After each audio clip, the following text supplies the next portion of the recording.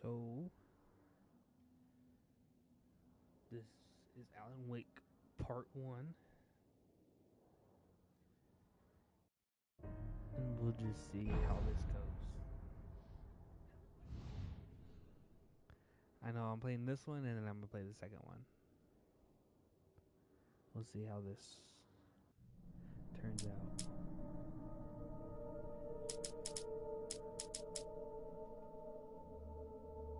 If this is sort of like the first one, the PS1 version,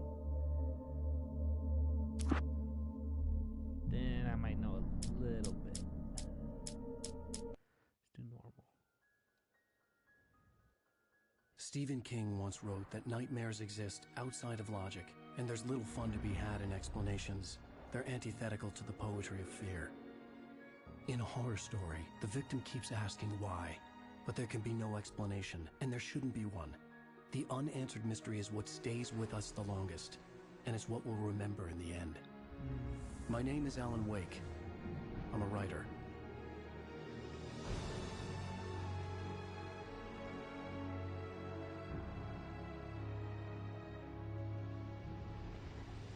I've always had a vivid imagination, but this dream unsettled me. It was wild and dark and weird, even by my standards. So yes, it began with a dream. Horror game? Our favorite one? Following a typical nightmare pattern, I was late, desperately trying to reach my destination, a lighthouse. For some urgent reason, I couldn't remember. I'd been driving too fast down a coastal road to get there. It's that prison game.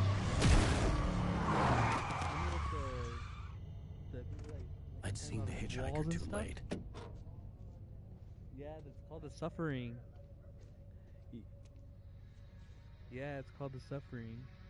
He was dead. I was convinced they'd put me in jail and I would never see Alice again.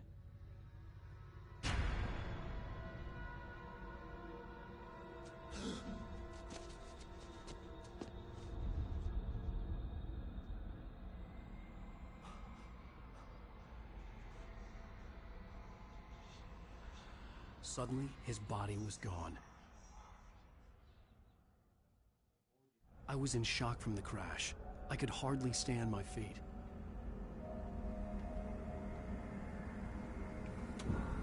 Hold on. I gotta go on mute for a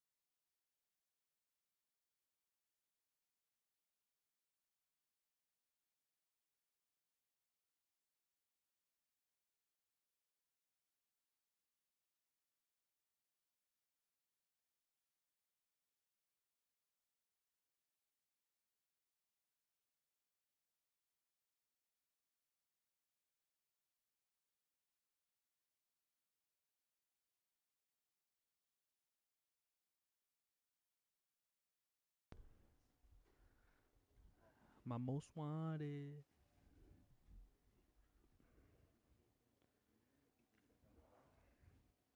Alright, my bad. Let's go. Take a light. Reverse controls for looking up and down.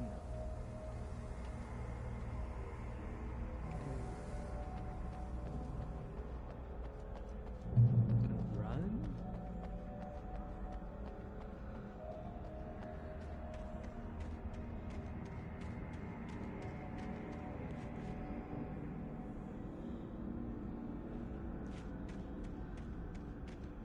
I had to go to the lighthouse. I knew there was something important waiting for me there. Open world game? I don't know. That was good for a minute.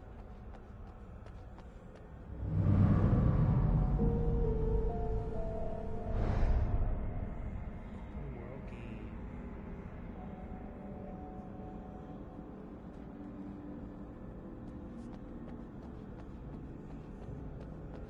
Cyberpunk's up there.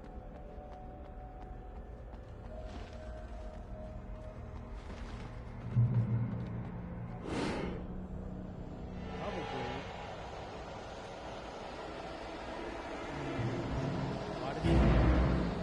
You don't even recognize me, do you, Ryder? You think you're God? You think you can just make up stuff? Oh, I do.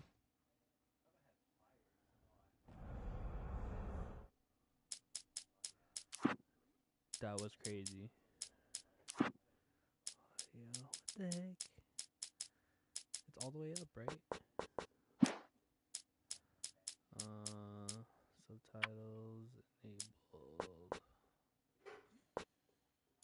Let's go 3 and let's go.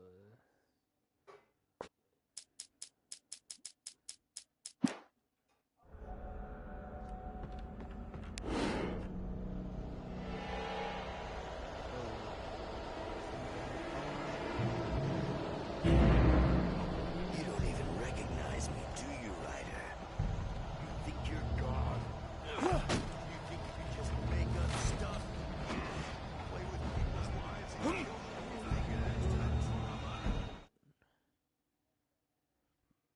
I bet you that QR code's real. How much you want to bet?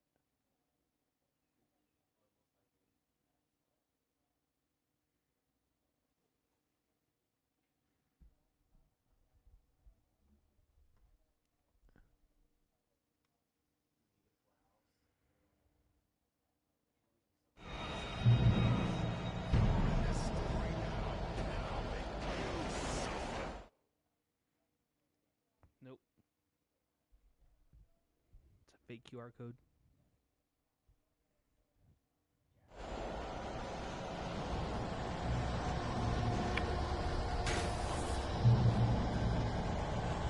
You missed your deadline! Damn.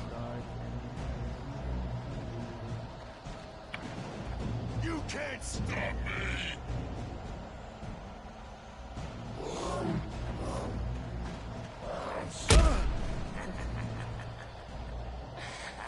I realized that the hitchhiker was a character from the story I'd been working on.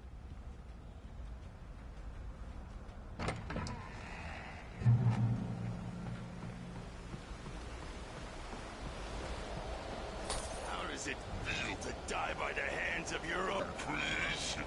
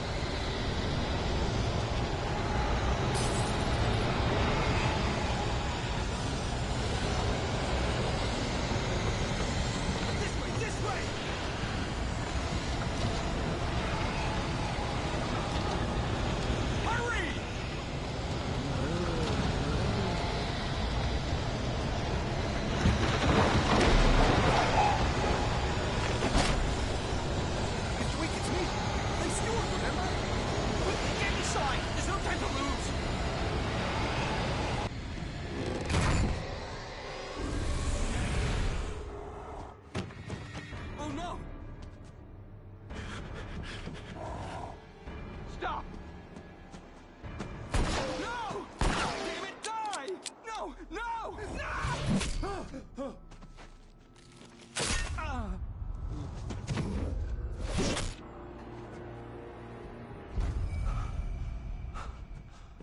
Beginning. I was trapped. There was no way out.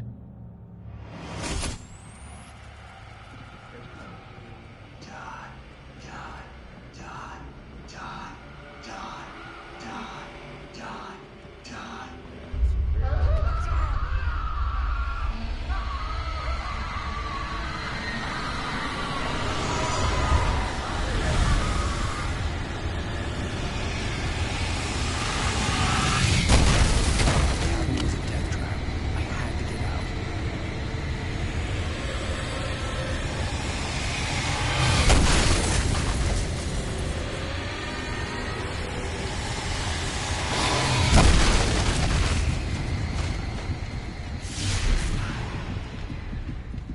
Follow the light.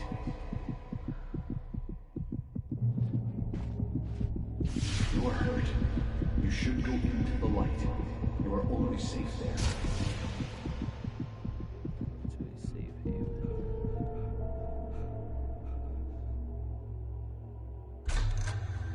Well done. I have something important to tell you. It goes like this. For he did not know that beyond the lake he called home lies a deeper, darker ocean green, where waves are both wilder and more serene. To its ports I've been. To its ports I've been. Do you understand? No. Follow my light.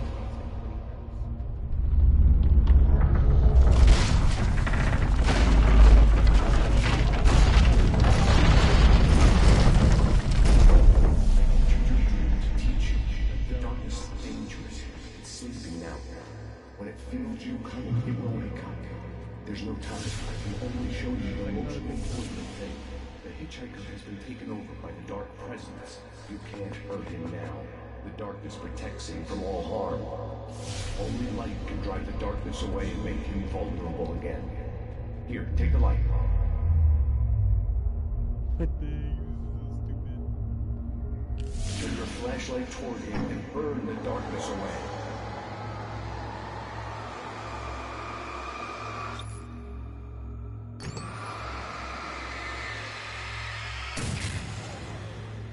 You did it. Now the darkness no longer protects him, but it's still inside, controlling him. He can't be saved. He's still a threat. He is still your enemy. Here, take the gun. Now you...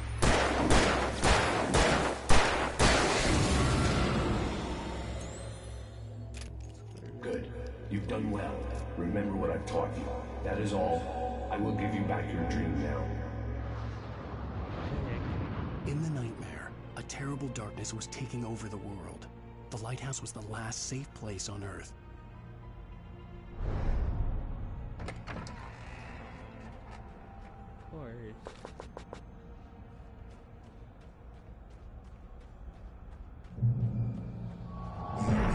This way, and now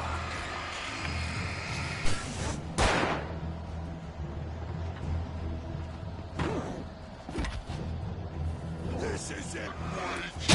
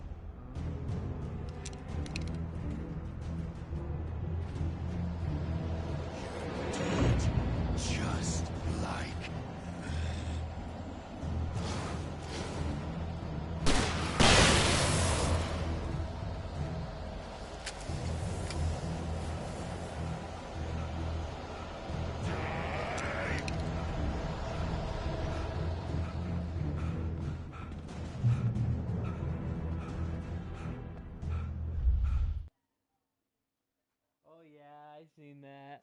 I know who that is. That's the man. I can keep this up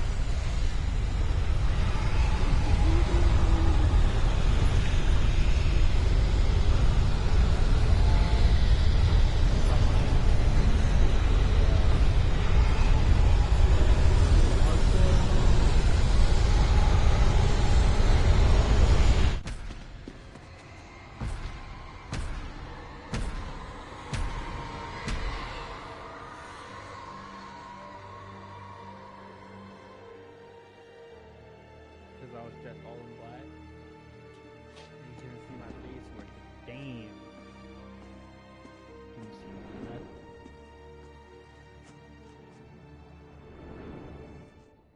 He's like, I was like, yeah, I can see. He's like, you can't even see your eyes, bro. He's here. Yeah. I showed him my old one, my old Facebook. Baby, just another nightmare. Yeah. Everything's fine. You dozed off. I showed Right. Tyler too. Anything more than dozed off would be news for everyone. Because Tyler showed her. Cheer up, She handsome. was like, what do you We're look here. like? I was like, oh, you really want to see what I look like when I was in here? She's like, yeah. I was like, okay. I was like, well, I have this whole Facebook account. I can't allow you to.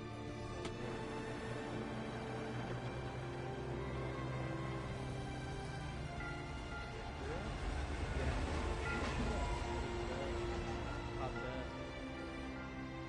And I went to photos. You can see all the photos. And I looked. Like you saw it.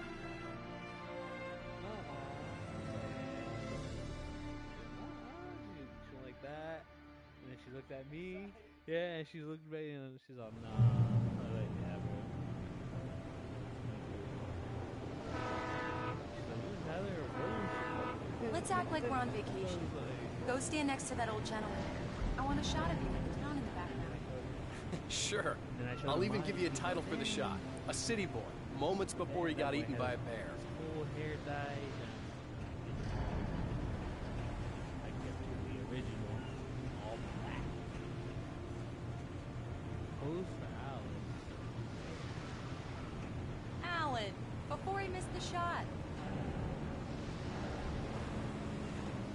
No, I pose.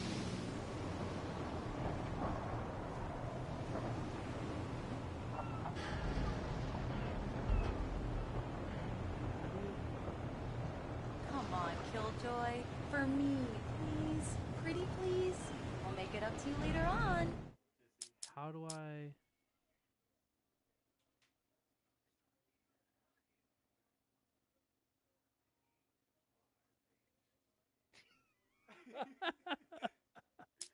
This is so true too. This is stupid. Oh, turn all that off. I didn't know. I forgot.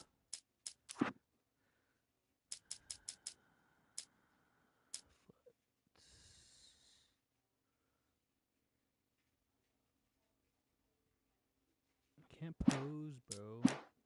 I don't know what you're talking about.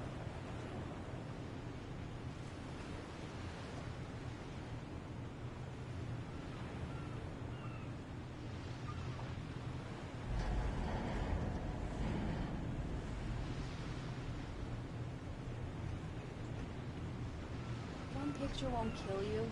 By the railing, next to the old man. Oh, bad. Hi. Hello there. You picked a good time to visit our town. Deerfest is just 2 weeks away. Deerfest, huh? Did you hear that, honey? You have a lovely wife, if you don't mind me saying. I'm Pat Maine, by the way. Nice to meet you. Yeah, I'm Alan Wake. I won't pretend I don't recognize a famous writer such as yourself, Mr. Wake.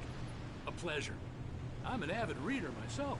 I hope this isn't too presumptuous of me, but I'm the night host at the local radio station. Any chance I could get an interview? Look, Mr. Maine, I'm on vacation. In fact, I'd appreciate it if we could keep my being here just between the two of us. I'm sure you understand. Fair enough. You can trust me to make this. Not a hard man to track down if you change your mind, though. I hope you two have a lovely holiday.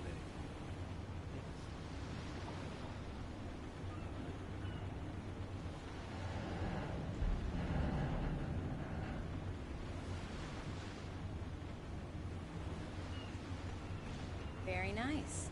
I got a couple of really good ones. So you made a friend. That's cute. Right. Yeah? Hey, bestseller. How's my favorite writer? Are you there yet? Barry. Yeah. We just got here. Are the locals giving you trouble? Just say the word and I'll hop on a plane and come make sure that you're left alone, Al. No, Barry, we're fine. Great, great. Just want to make sure you can relax and recharge. So, how is the place? Has it gotten your creative juices flowing? Barry, we're just settling in. Okay, Al. I'll call back later to make sure you're doing okay. And you call me if there's a problem, okay? Okay. Just looking out for you, buddy. Talk to you later. I love you too, Barry. You know he's going to be calling you every 5 minutes. Barry is Barry. I can always turn off the phone. What did I tell you? Text message from Barry. He says hi to you too. Alan, we're here. Come on, let's get back to the car. Is this our car? Is this our car?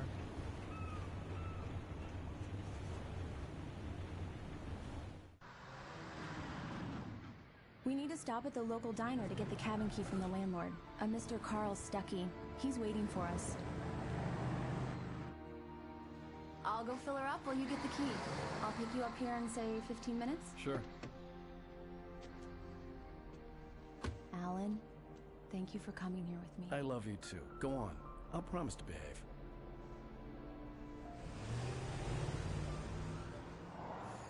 Where's your meds, my guy?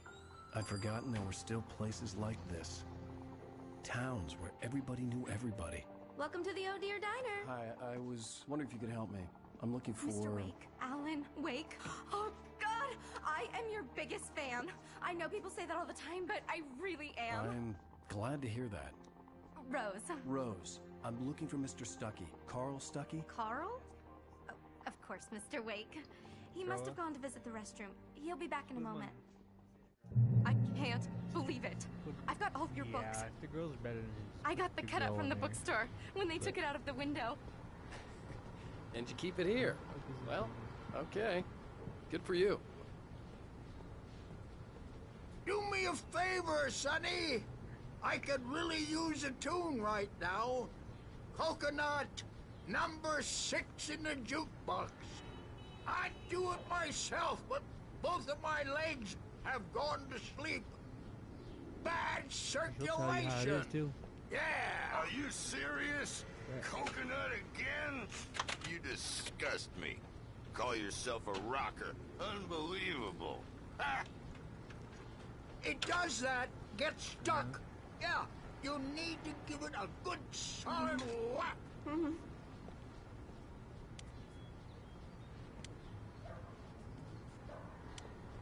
Don't go in there, young man. You can hurt yourself in the dark. I didn't want to wait. I wanted to find Stuckey, to get the key and get out as soon as possible. Hello? Mr. Stuckey? Carl couldn't make it. Unfortunately, he was taken ill. But I have the key for you and instructions on how to get to the lake. Okay.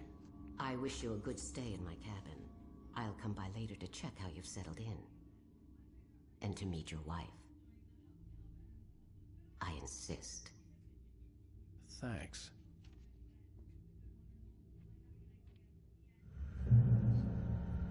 Huh? Who's this girl? Okay. Cauldron Lake is a special place. Very inspiring.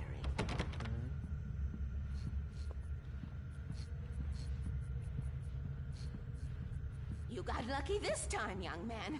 You can hurt yourself in the dark. This really ought to be fixed, and then I must remind Sarah to change the lights at the station. It's been too long already. She knows something's up. Even that sounds better than your singing. Are you all right? Splendid, splendid! Damn hernia. It swells up like a balloon if I lift anything heavier than a spoon. Yeah, splendid, splendid. It's been a long time, Tom. Good to see you. Hey, you wouldn't happen to have a bottle on you, would you, Tom? I wish. You guys still want to get off like that? The Andersons, they're, local musicians. We're waiting for Dr. Hartman to come pick them up. They wandered off from his clinic at the Cauldron Lake Lodge. Later, my girl.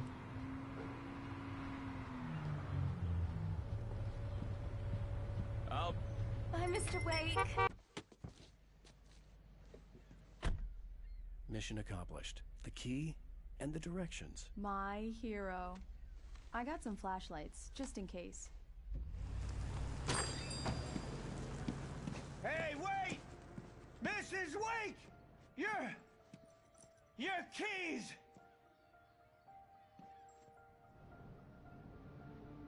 That diner was a real nut house. Damn.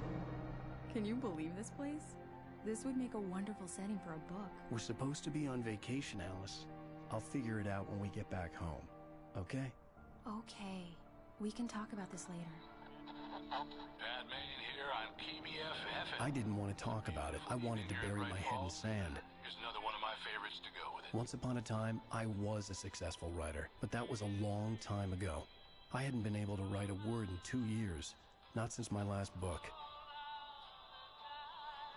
And now the weather. It's gonna be a clear night, so you folks in the big city might want to look up every once in a while. See those stars winking down at you? It gets pretty dark out here, but they'll light your way. Oh, I don't know if this is copyright. I'm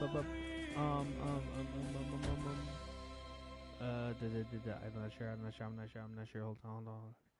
Skip.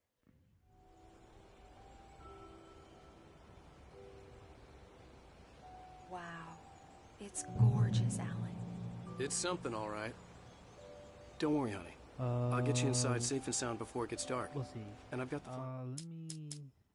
It doesn't say anything about audio. Music volume. Should I just turn that off, or...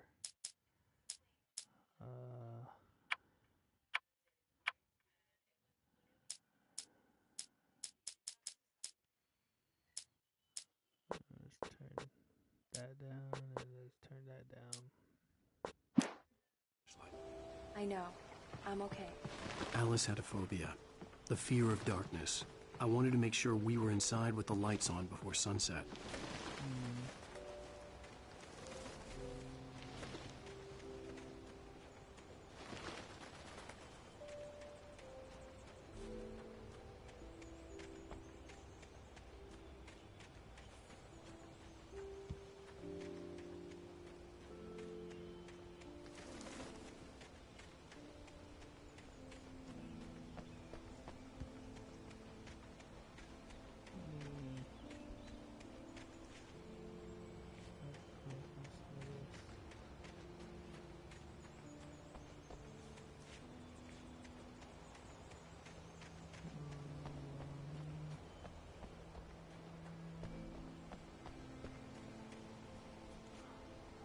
Pretty sure we're gonna end up over here at some point.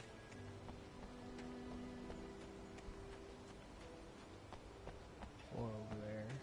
Seems more plausible over there.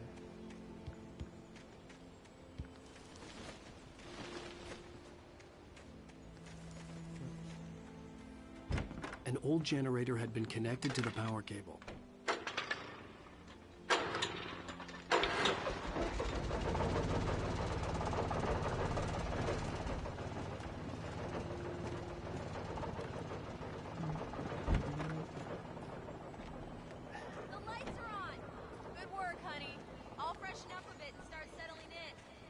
Okay.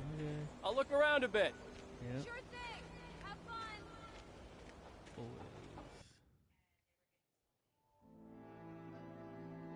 It was a beautiful place. I told myself I could rest here, sleep here, and forget about my work. I thought we could be happy here. But no. Alice had told me about Cauldron Lake Lodge. The old building used to be a hotel, but these days it was no longer open to the public.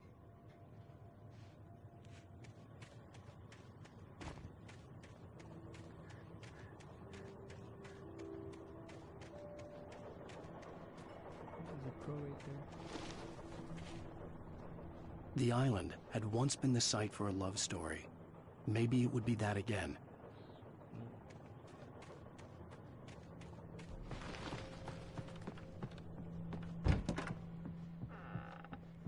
Alice? Honey? Upstairs. Alan, I'm upstairs. I have a surprise for you. Oh. Well, hello there. I'm not the hello. surprise. It's in the study. Go take a look. Okay. Alright. Fine. Too bad. It's not you. Surprise! Alice? What is this? I guess I have a small confession to make. I thought maybe you could write here that a change of scenery would get you past... Damn it, Alice, everyone Hey, just hear me out. There's a local doctor, Dr. Hartman. I read a book of his. He has a private clinic here. He specializes in helping artists. Maybe... So now you want to get me committed? No, it's not like that. That's not... Alan? Alan? Just don't. I don't want to hear it. God damn it, Alice. God damn it. I knew she wouldn't follow me in the dark. I needed some time alone to think things through.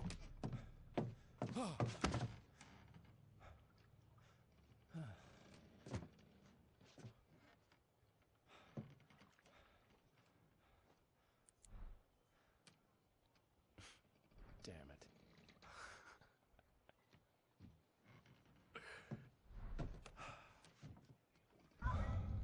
Alice?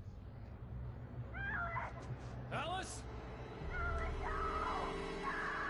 Alice! The cabin had gone dark. All the lights were out.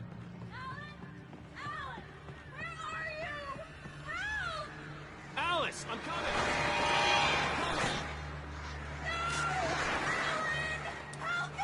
What the hell?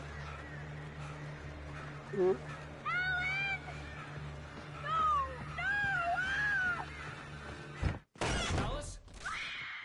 Alice?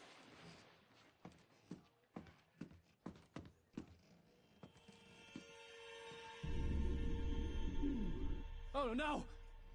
Oh, see, I told you we'd end up over here. She in the water. Should open that door a little bit. Keep going, Alan. Wake up. Alice?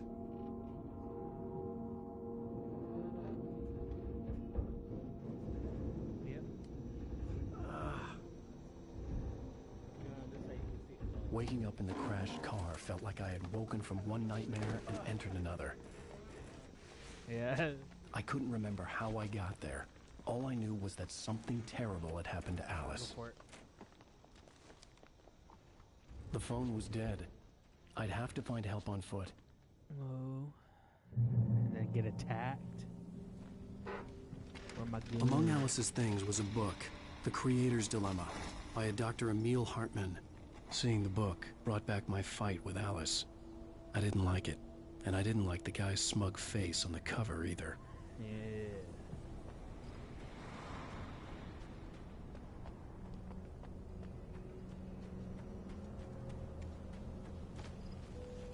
The gas station was my best bet. They'd have a phone I could use. It looked like a long hike through the forest to get there.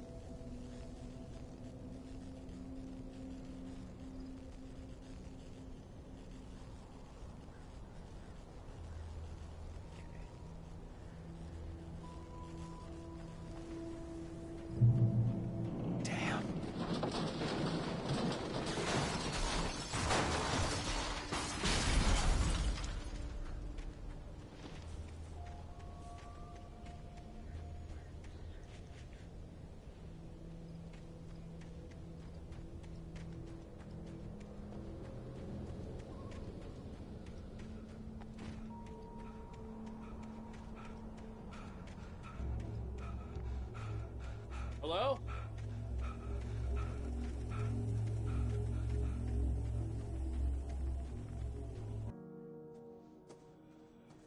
Hello? Is someone there? Your next book.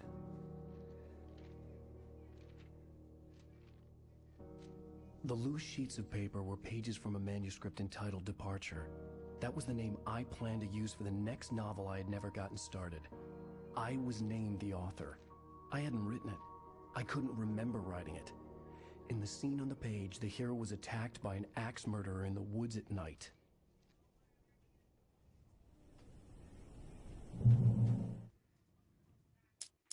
Departure by Alan Wake.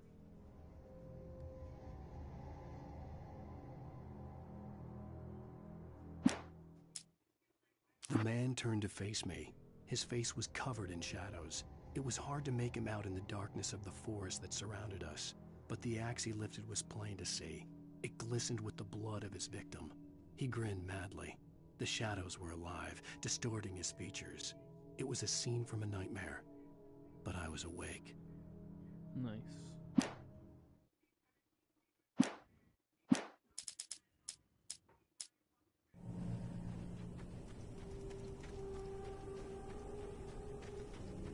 Why? Really? You just check my work. Anybody there? Please, I've been in an accident. Help me, I've been in an accident.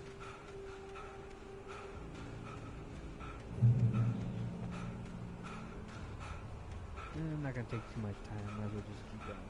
This game's The probably lights like up ahead 6 were a hours. good sign. Maybe I wouldn't have to hike all the way down to the gas station to find a phone.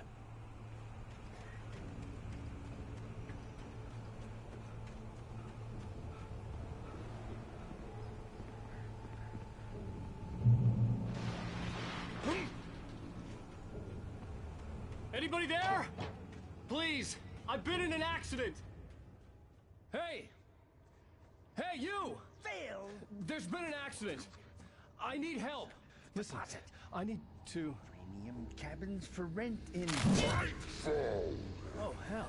Carl Stucky. Pleased to meet you. Non-refundable reservation deposit required. Fair and square. Fair and square.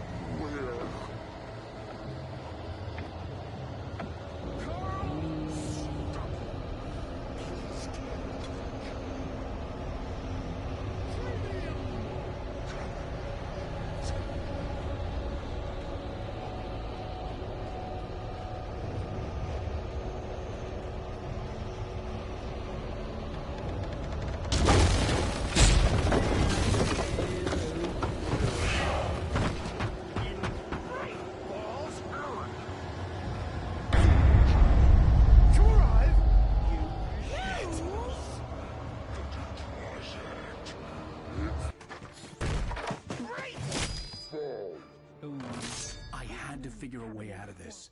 Any second now, and Stucky would be knocking on the door with his axe like Nicholson in The Shining. Wow.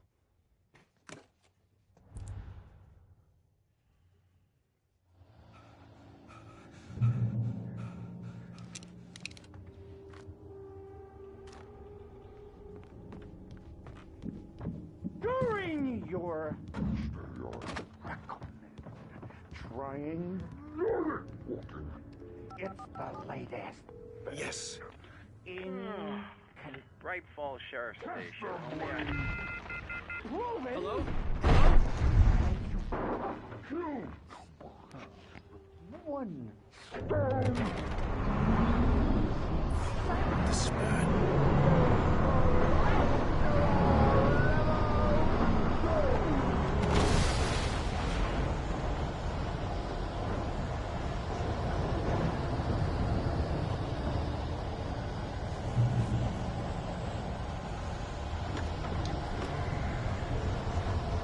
There were more of them.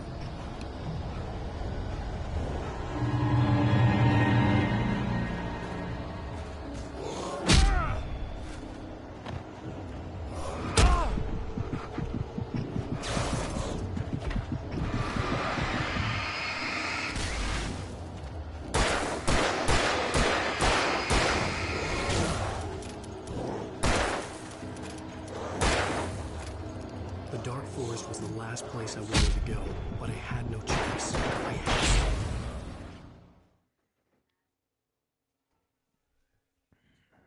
to. Rip.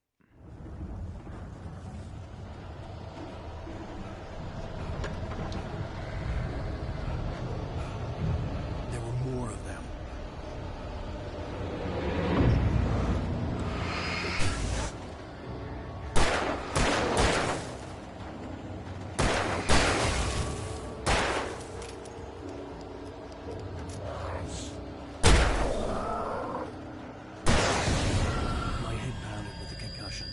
I'd never fired a gun outside a shooting range, and now I just killed someone.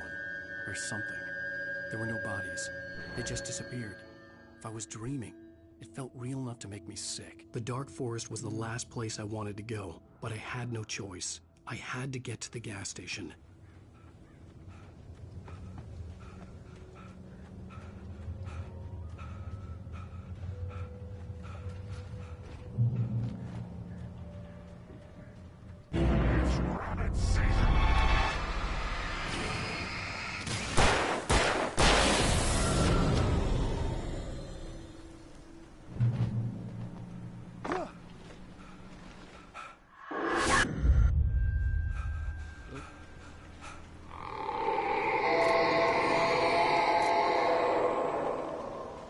Was that?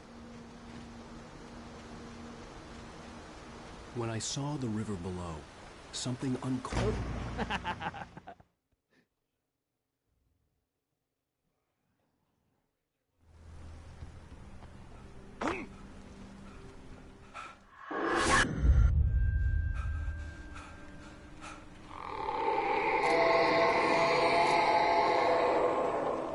What the hell was that? When I saw the river below, something uncoiled itself inside my head. I realized that I'd have to find a way across. I didn't even want to look at the water.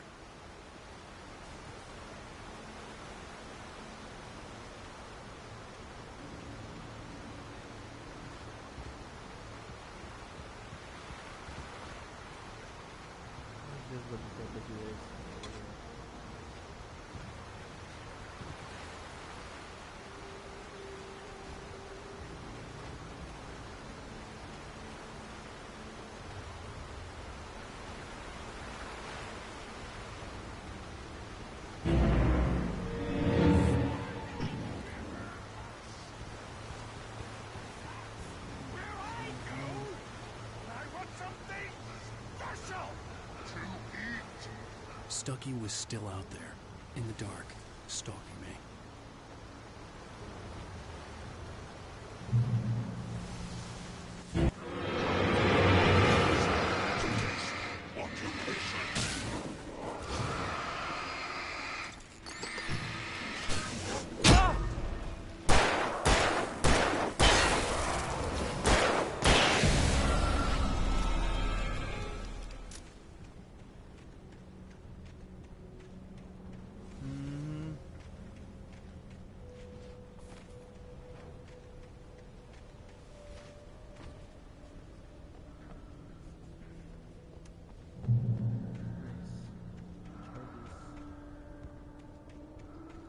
Yeah.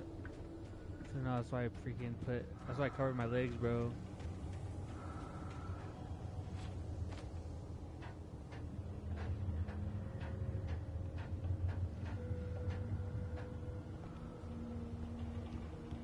Oh, is there a collectible up there? I bet you there is.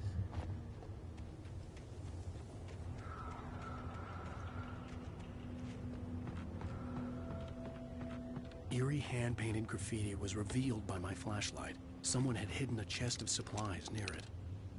Nice. I guess exploring does have its perks.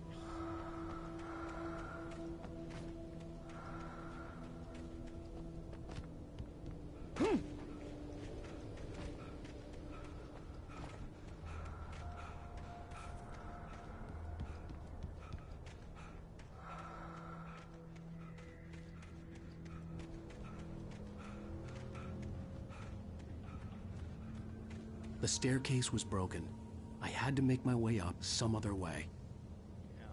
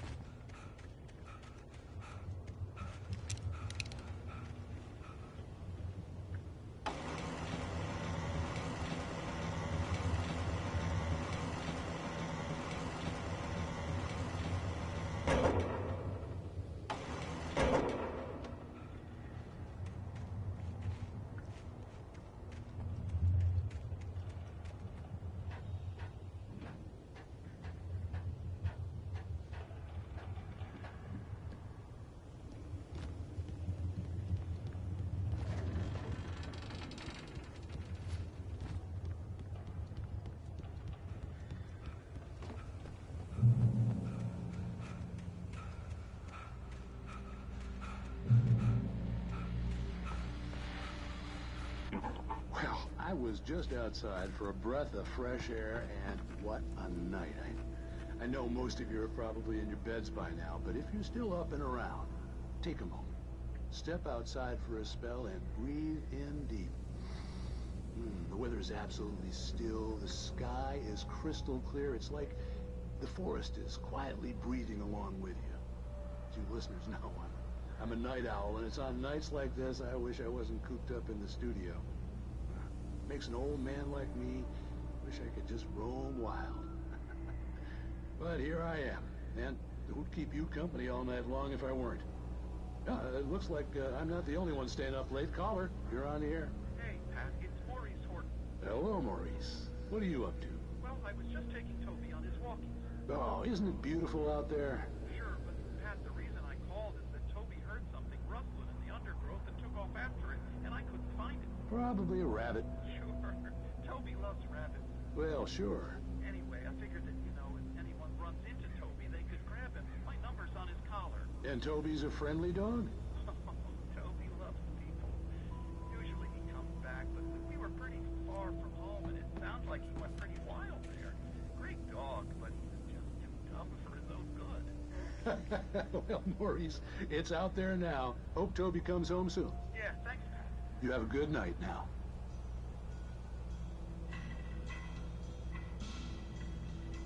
Oh, no. We should have...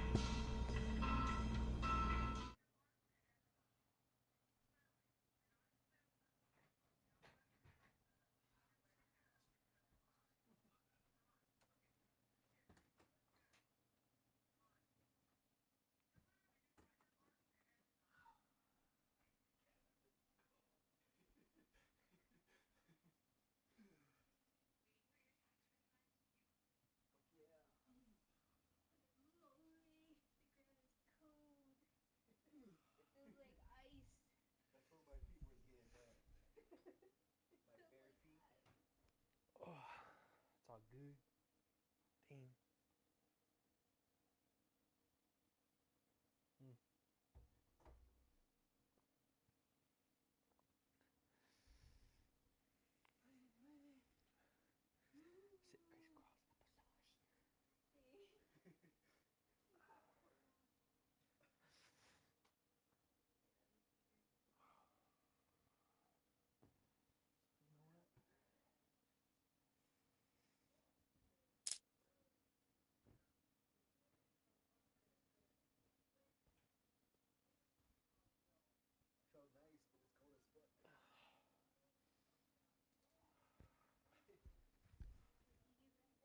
Sit crisscross applesauce.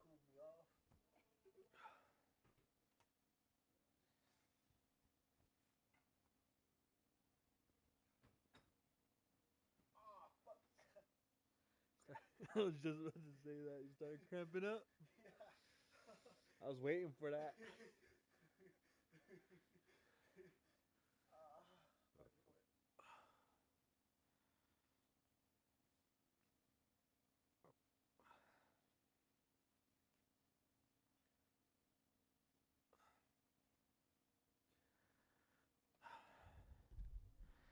Yeah, this works.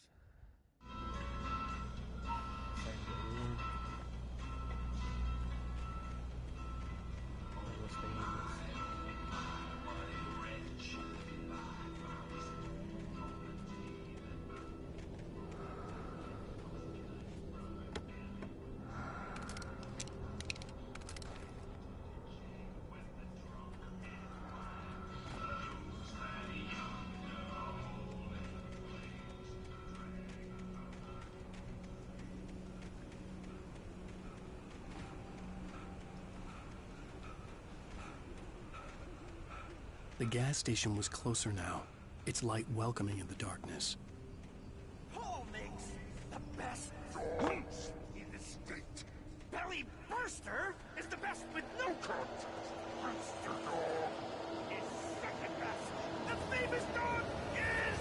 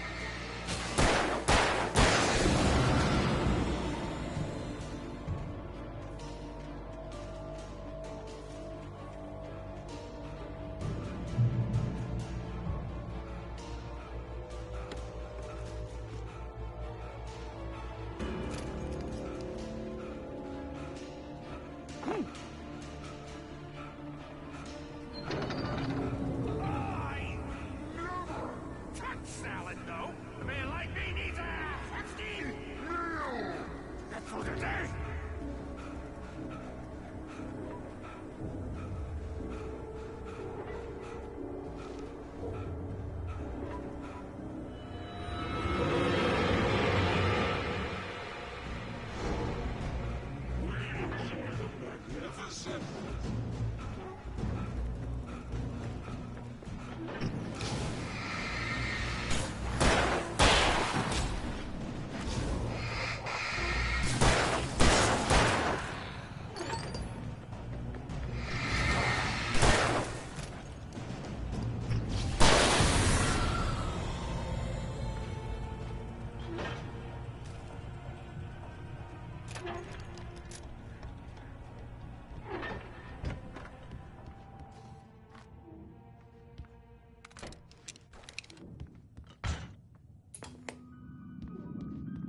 Science. It bestows immortality on those who advance it to elevate all of mankind. Newton, Einstein, Sagan, princes among men. But the price for such a legacy is steep indeed. In Night Springs.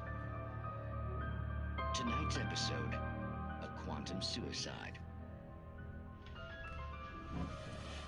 If our lives are already written, it would take a courageous man to change the script. Having called a press conference, Dr. Barclay Colvin is about to demonstrate that very courage. Oh, really? Is she taking you to work or are you driving? Oh. Oh, them too?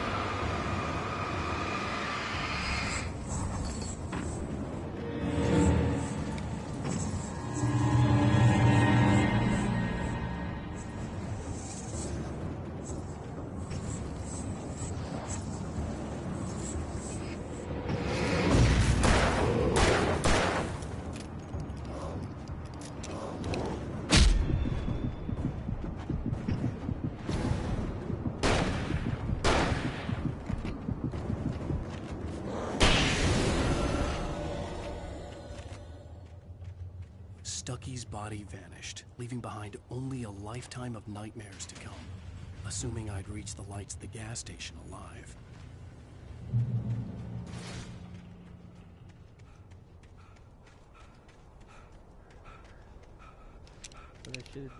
I recognized the parade float I had seen in Bright Falls when I first arrived with Alice.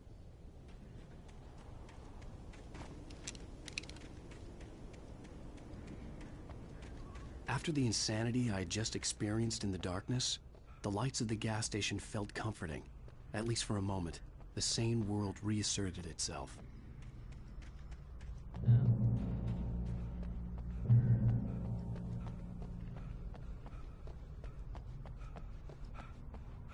The Deer Fest had been 2 weeks away when we arrived. If the day count on the banner was right, I was missing a whole week between the night we got here and now.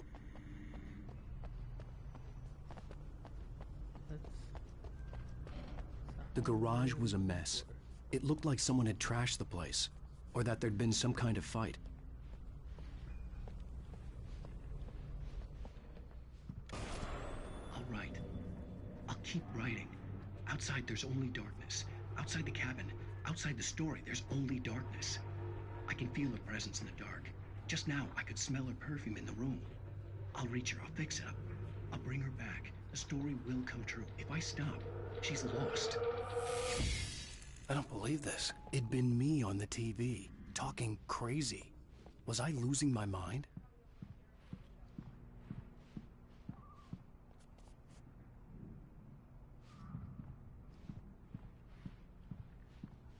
Oh, she just headed over here? Nice.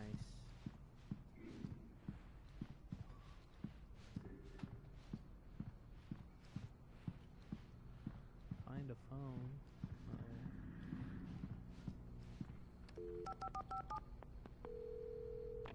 Bright Falls Sheriff Station.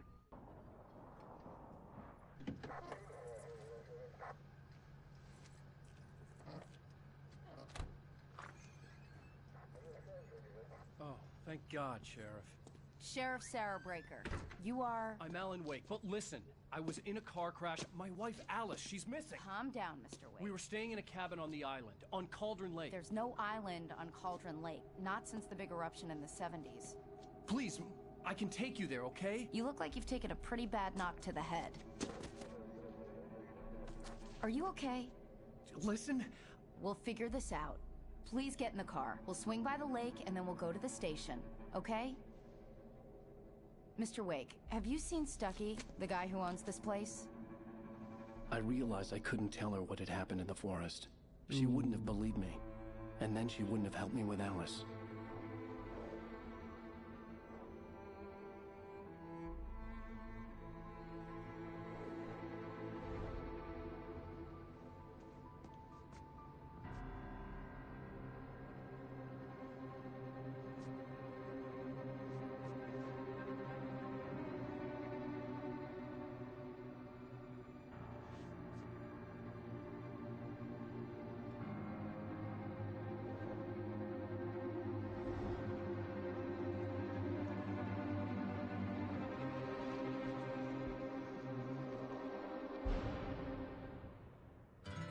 A candy-colored clown they call the Sandman tiptoes to my room every night, and just to sprinkle stardust and to whisper, go to sleep. Previously on Alan Wake, I came to Bright Falls with my wife, Alice. Thank you for coming here with me. I thought maybe you could write here. I don't want to hear it! God damn it, Alice! Now, she's missing. Alice? Alice? I woke up behind the wheel of a crashed car. I'm missing a week. I was attacked by shadowy men straight from a nightmare. The sheriff took me to the lake Alice and I had stayed at, but the cabin had disappeared.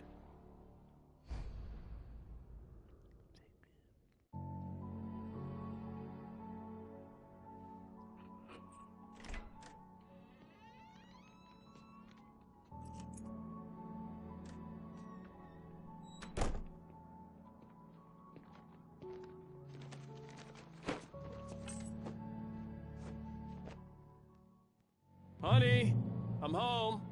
Back sweetie. How was it? Worst weather I've ever seen.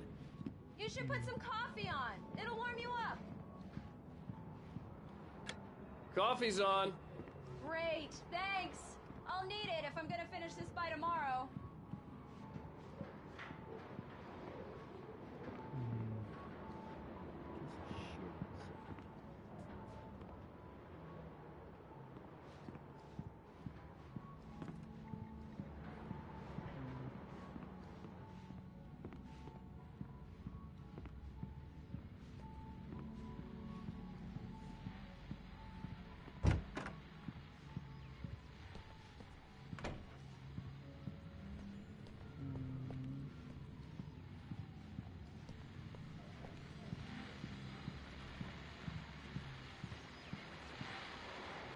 The continuing freezing rain and heavy snowfall have necessitated a winter storm warning in the entire tri-state area.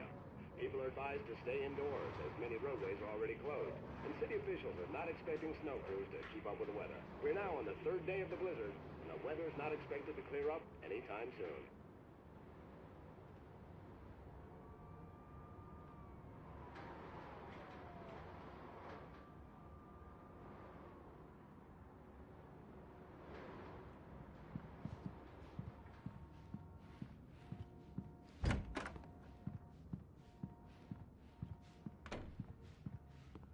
Oh, hey, I just finished those cover mock-ups. They're on your desk. Tell me what you think.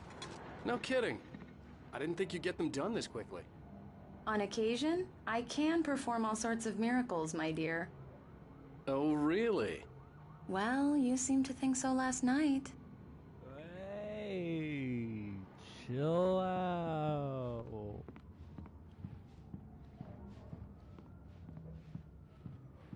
That was crazy. Turn to sender.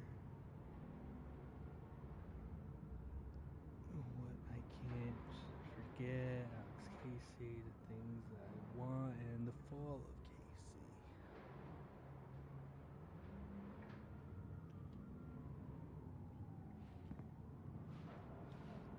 These look really good. Oh, sure, until Barry gets his hands on them. Which, by the way, will happen over my dead body. The last time was the last time. Oh, and speaking of Barry, he called. Alan! Alan, please check the fuse box. I'm right here. I'm on it, honey. Please hurry! Honey, it's a power outage. I've got the flashlight. Okay, hi. You okay? I'm sorry. It just really spooked me. Don't worry. We'll just break out the candles. I know it's stupid, but it's just... Especially when I'm not prepared for it, you know? It gets to me. I love you. Tell me a story, writer. Okay. I used to have these nightmares when I was a kid. The dark really spooked me, too. When it got really bad, my mom gave me this old light switch. She called it the clicker. The clicker, huh? Yeah. If I ever got scared of the dark, I could just flip the switch and a magic light would scare the monsters away. Oh, sure. Here it is. Alan. Maybe it'll help you, too. Yeah, nice story, writer boy. You made that up right now, didn't you? No. Seriously. I love you, even if you are a liar. Thanks for this. Bruh. I feel like I shouldn't be here.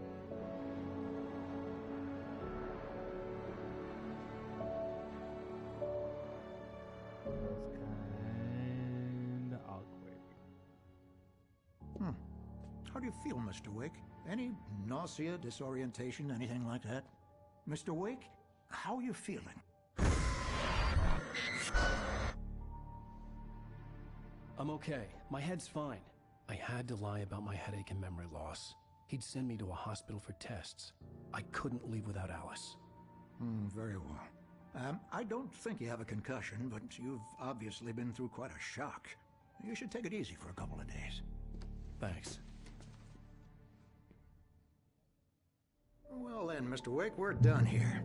If the pain gets any worse or you experience any other symptoms, you should come see me. I'll let you get on with it then. Sarah, Sheriff Breaker, is waiting for you. She's very good at her job. I'm sure she can locate your wife in no time. Doc Nelson was the image of a small-town doctor. Sheriff Breaker had called him to the station to take a look at the cut in my head. Boy, that thing. I'm sorry you had to cut your morning fishing short for this, Doc. Oh, she's a beauty, ain't she? Yeah. Not the biggest I ever caught, if you can believe that coming from an old fisherman like me, but she's right up there. Now, she's a largemouth bass, which is what you're after if you prefer a lure.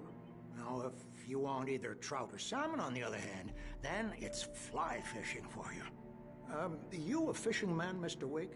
Oh, doesn't really matter, I suppose. But it can be very relaxing out there. Yeah. You can't get me off the water this time of year. Closest thing to heaven. I'll take your word for it, Doc. Big fish, though. Props. The man still got it.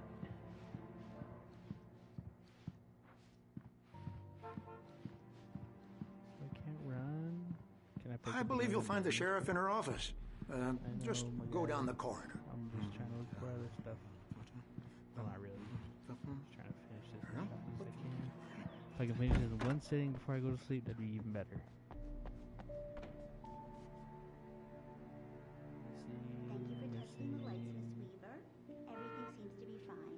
My cat's missing too.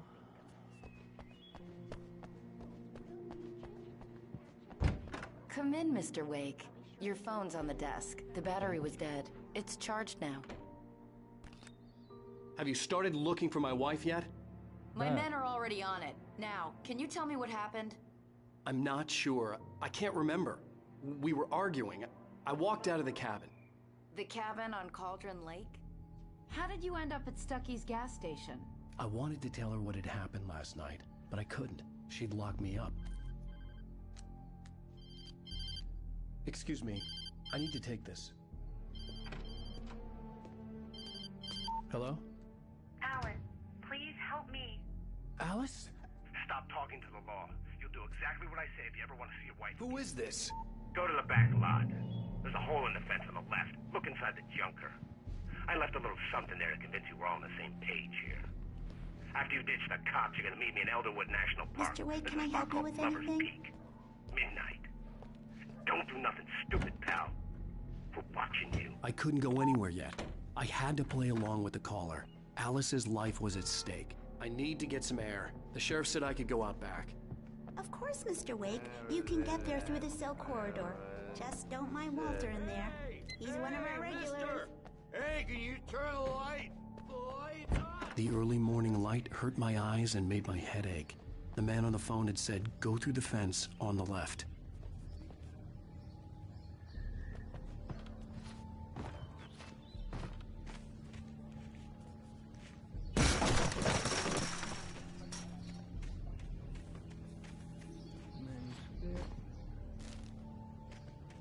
Alice's driver's license had been placed on the front seat. The caller meant business.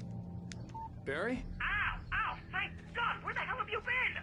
I've been trying to reach you for a week, you and Alice. I've been worried sick. I flew out yesterday. I'm here in Bright Falls. Barry, listen to me. I'm at the sheriff's station. Come and get me. I can't talk now. Al, what the hell is going on? I had to get the sheriff to let me go. I needed to get to Elderwood National Park to meet Alice's kidnappers.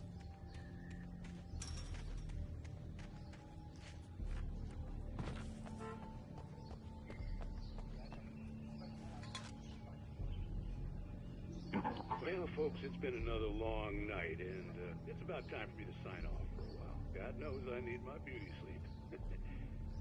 Just one more item before I go. It's been a busy night for the sheriff's department. We've had a few broken windows, even a report of shots fired on Main Street. Deputies Mulligan and Thornton had to deal with two intoxicated young men who were celebrating the completion of their Deer Fest float. Now, folks, we get this every year. I know it's exciting, the big day's almost here, but let's save it for the party and leave the gunplay for the shooting competition, huh? There's no point in getting all worked up yet.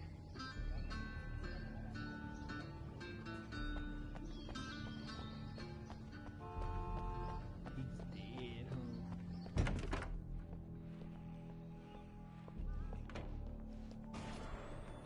writer is a light that reveals the world of his story from darkness, shapes it from nothingness. The way a sculptor carves a statue from a block of granite. If I stop, the world I'm making dies. Darkness will reclaim it. It's a long, hard journey into the dark. Alice's life is at stake, but I can't think about that, or I'll lose it. The dread lingers at the edge of perception. I'll push on. Anything is possible here. I'll write the story. I'll save her. Marvelous, Sarah. I just wanted to settle all the damage the Anderson brothers might have inadvertently caused. Are you feeling any better, Mr. Wake? I'd like to leave. Am I free to go? Well, we still need to talk about... Am I under arrest? No, of course not. But I need to know where you'll be staying so I can get in touch with you. I'd avoid the motel. The Majestic is known for its roaches. The cabins at Elderwood are pretty nice, though. That sounds perfect. I'm Dr. Emil Hartman. I'd like to invite you to stay at Cauldron Lake Lodge. Did you talk to my wife? I had the pleasure of discussing your situation with her on several occasions. Did you set something up with her? I invited her here. My clinic is a place where... Oh, hey! Oh, my! Take it easy. Hey, nobody move! Get your hands off of my client! Who are you? I'm Barry Wheeler, his agent. If you have business with Mr. Wake, you talk to me. You yokels won't know what hit you once I sick my lawyers on your asses. No harm done, Sarah. I'm all right. I don't want to press charges. Mr. Wake, my offer still stands. Get me out of here. What the hell was that about, Al? We don't need a replay of that thing with the paparazzi. I thought they were gonna lock you up. I had to talk to someone. I told Barry everything. He thought I was certifiable, but when he heard about the manuscript, I had him.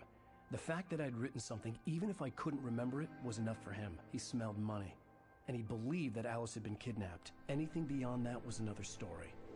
I had a midnight appointment with the kidnapper in a place called Lover's Peak, somewhere in Elderwood National Park.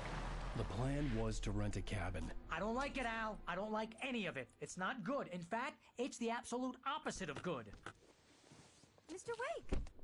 Barry, you found him. Hi, Rose. Oh, wow. I was just thinking about you, too. Great. I was just bringing Rusty some coffee. He's on the balcony, looking after Max. Poor thing. I really need to go. Great to see you again, Mr. Wake. Later! Who's Max?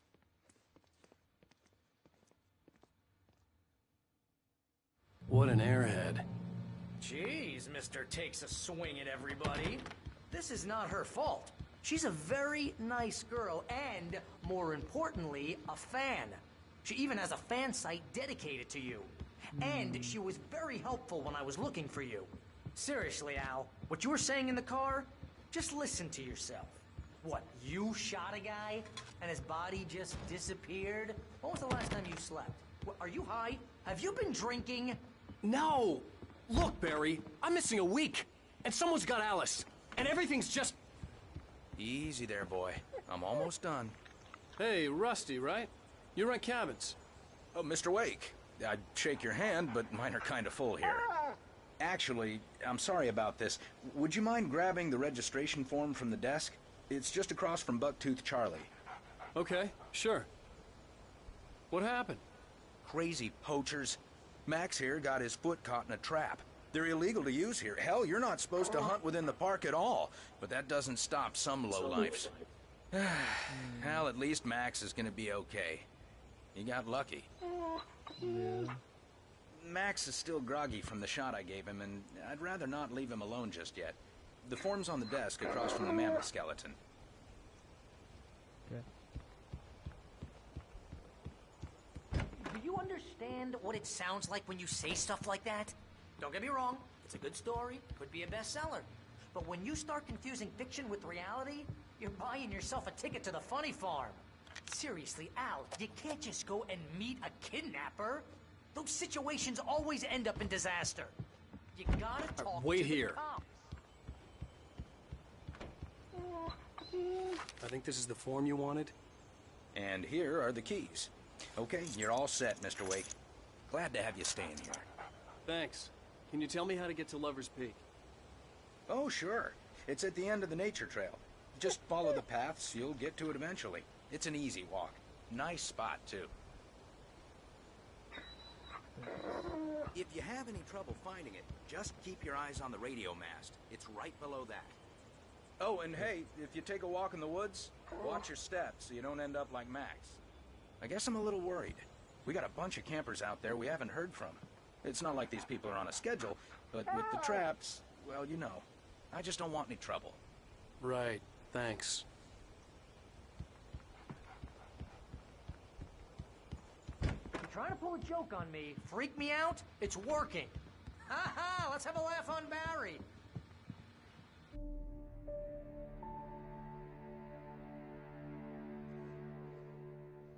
That's just crazy talk, Al. Al. Al?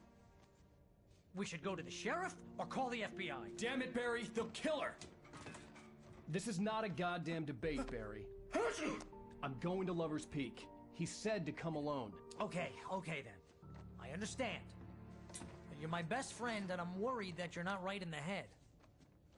Tell me what to do to help, and I'll do it. You stay here, and if I'm not back by morning, call the cavalry.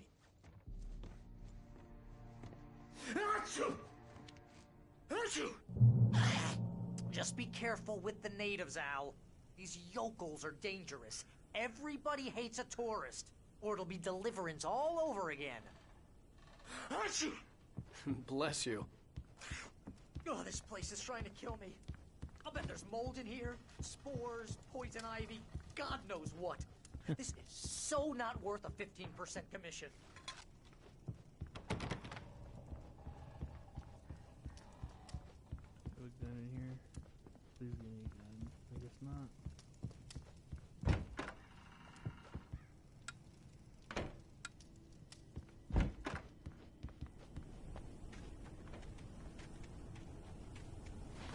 I'll wait here, Al. I'll hold down the fort. I'll be with you in spirit every step of the way, Al. Watch the door now.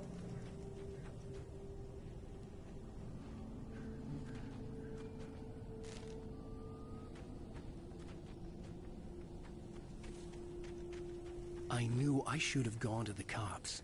This wasn't the smartest thing I'd ever done, but I was still angry with Barry for trying to talk me out of it. These people had called me right in the sheriff's station. The cops wouldn't scare them, and they had Alice.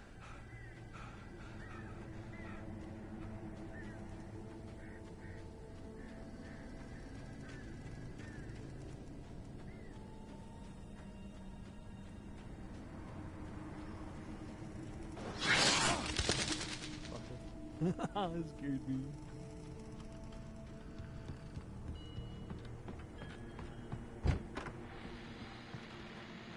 Welcome back to the show, folks. As promised, our very own Dr. Nelson has just parked his rear end in the studio. Doc, what's your Deerfest plan like? My plan? You make it sound a lot more organized than I ever seek to manage.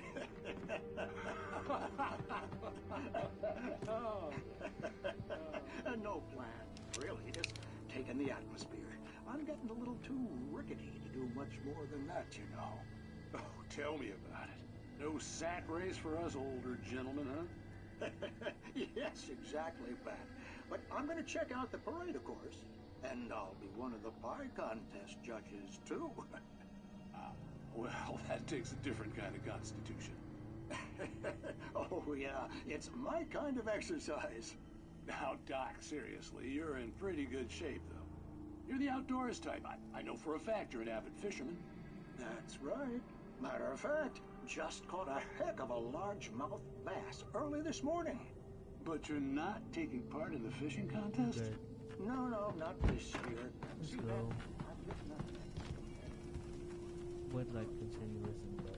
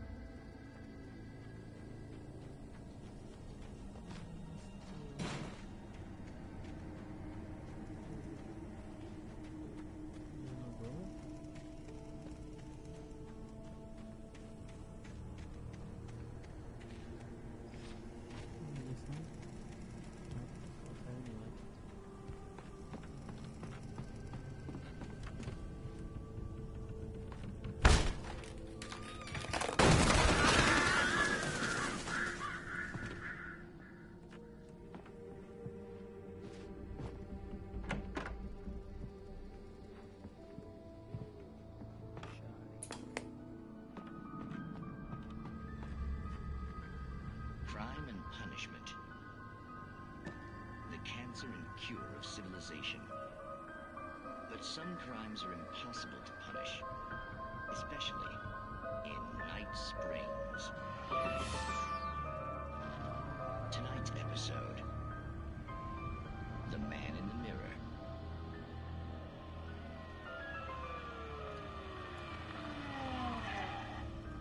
He's inside, Agent. He's a weird one. So, you're confessing to killing that guy, huh? Why? And it coming? Yeah, but why would you do that? I mean, you're a nice guy. Normal.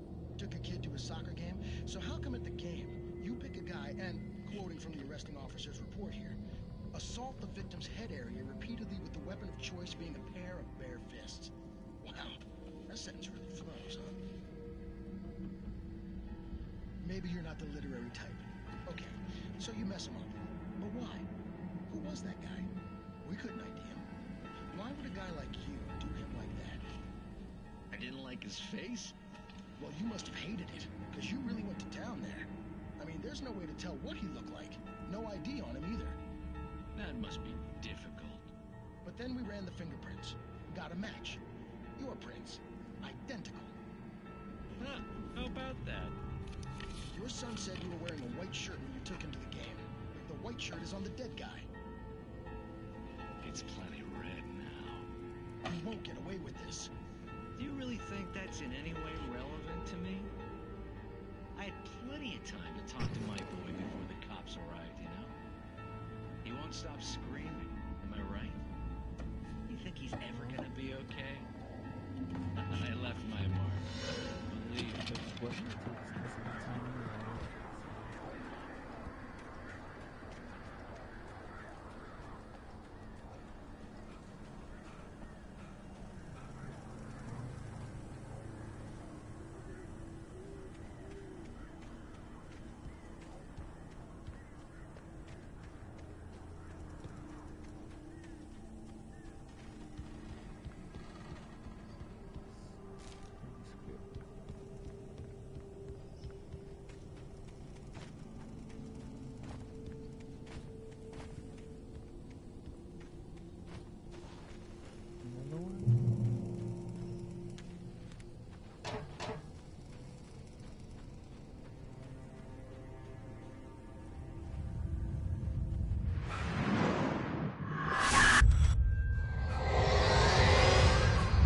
Vision left me weak.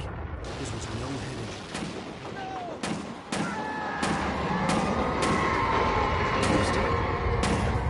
Rusty, hang on! Oh God! I'm coming! Please, help me!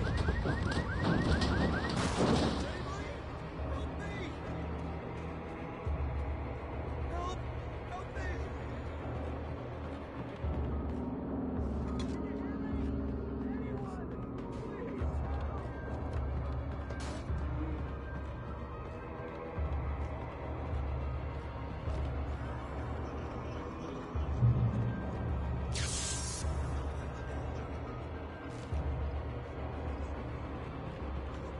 The ranger's office was locked. I'd need a key to get in.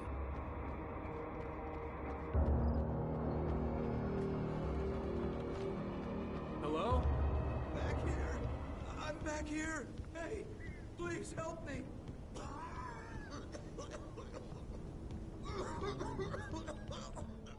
I'm here! Mr. Wake? Oh, hell. It happened just the way it was on that page. I found. Came true. It knew. So dark. It'll come back for me. You must... The lights. In the office. I have the key. Okay, Rusty. Hang on. I'll be right back. Whatever did this couldn't be far. Rusty had found a page from the manuscript. It would help me understand what had happened.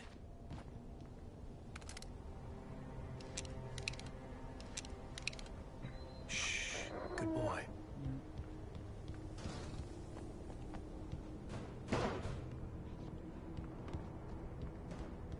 Catch you up first, but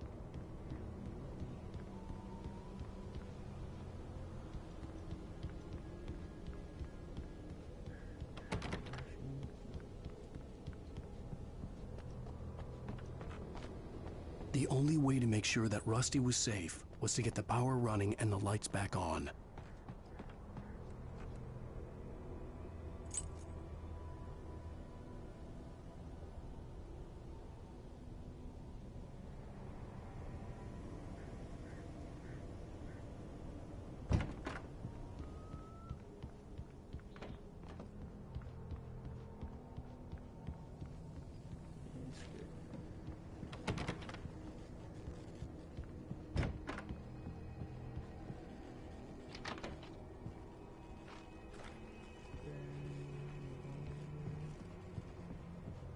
So I have to pick up new batteries every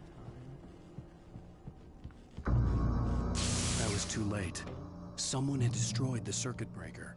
There was no way to get the lights back on. Rusty! Rusty!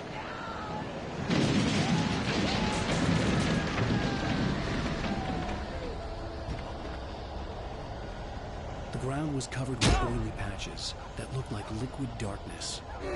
Just need my senses.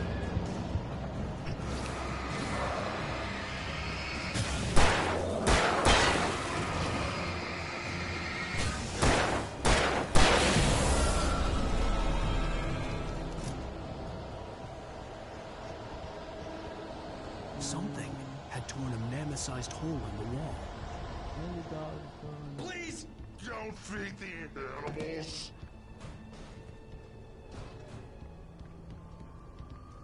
Fishing is only permitted for those visitors who purchase a park license. Obey the park ranger's instructions at all times. Rusty? Rusty, no! Never closer than 100 yards. Two bears and wolves never approach any other. Pets must be leashed. Never leave your pet unattended. It is against the law. Many natural objects are historical artifacts.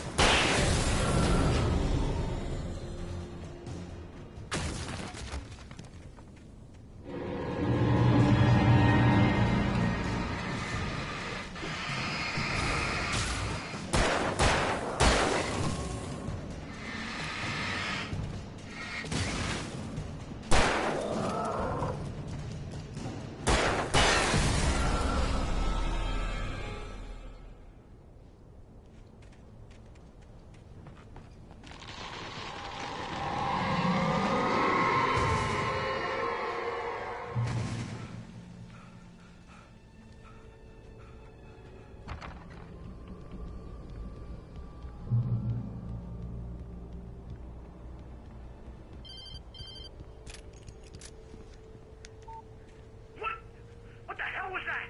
I saw from the window. I saw something. Forget about it, Barry. It's just me going crazy. Oh, jeez. Oh, jeez. You're not crazy. I wish you were crazy, but you're not crazy. Ow, be careful.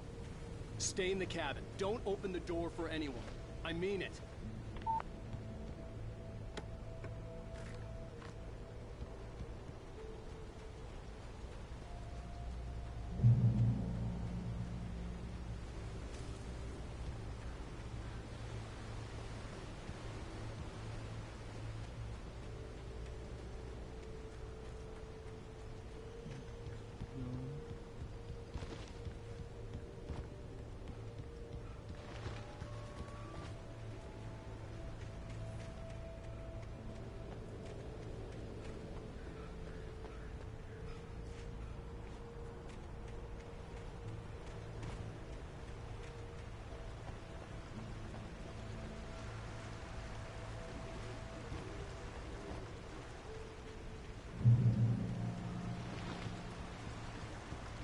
Lover's Peak was at the far end of the nature trail.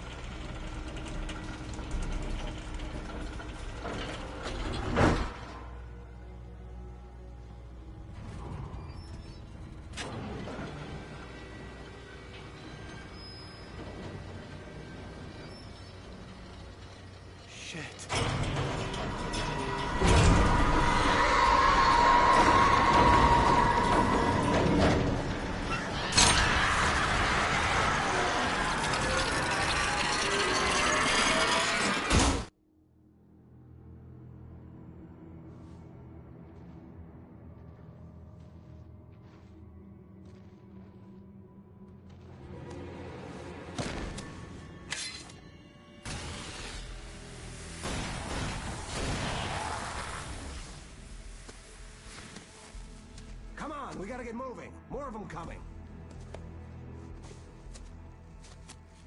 That flashlight's kid stuff. The flares will keep the bastards away.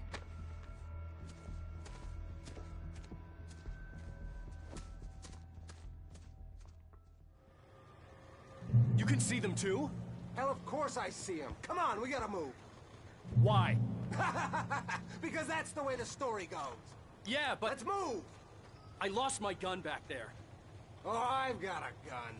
Just keep that light steady on him. It took a moment, but then I recognized him. He'd been on the ferry when I first arrived here with Alice. He knew my name.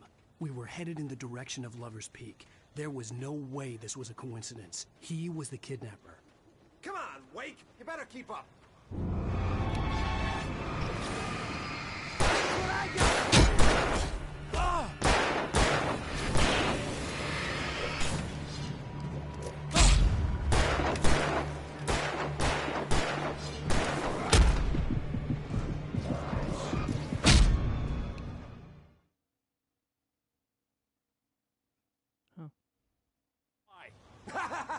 Because that's the way the story goes.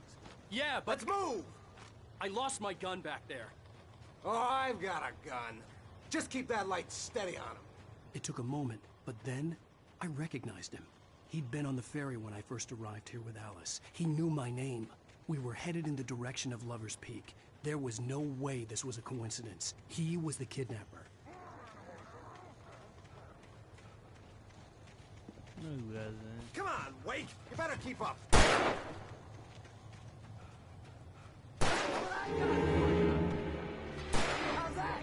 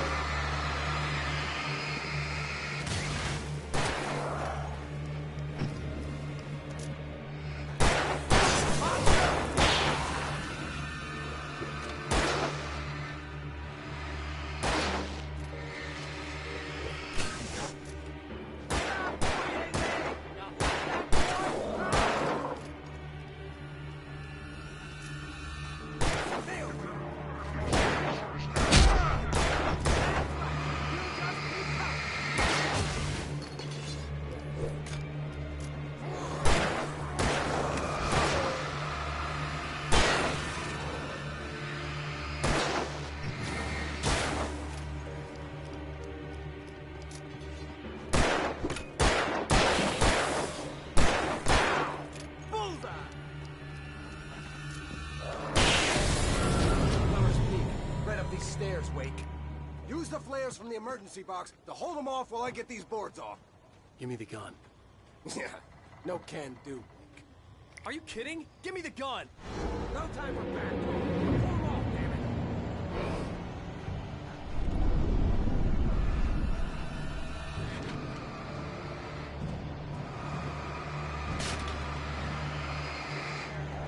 A little longer. Scare them off. Get some light on those bastards. That'll keep them off us.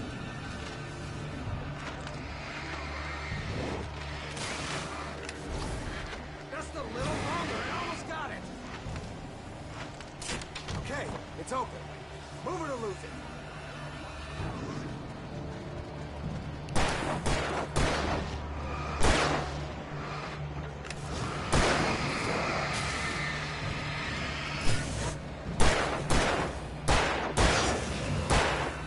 Oh, you'll feel better now, Wake. All cozy and safe.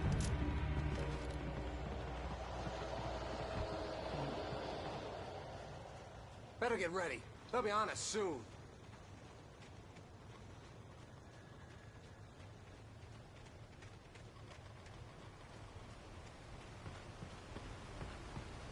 This is it, Wake. A last stand. There's more flares here.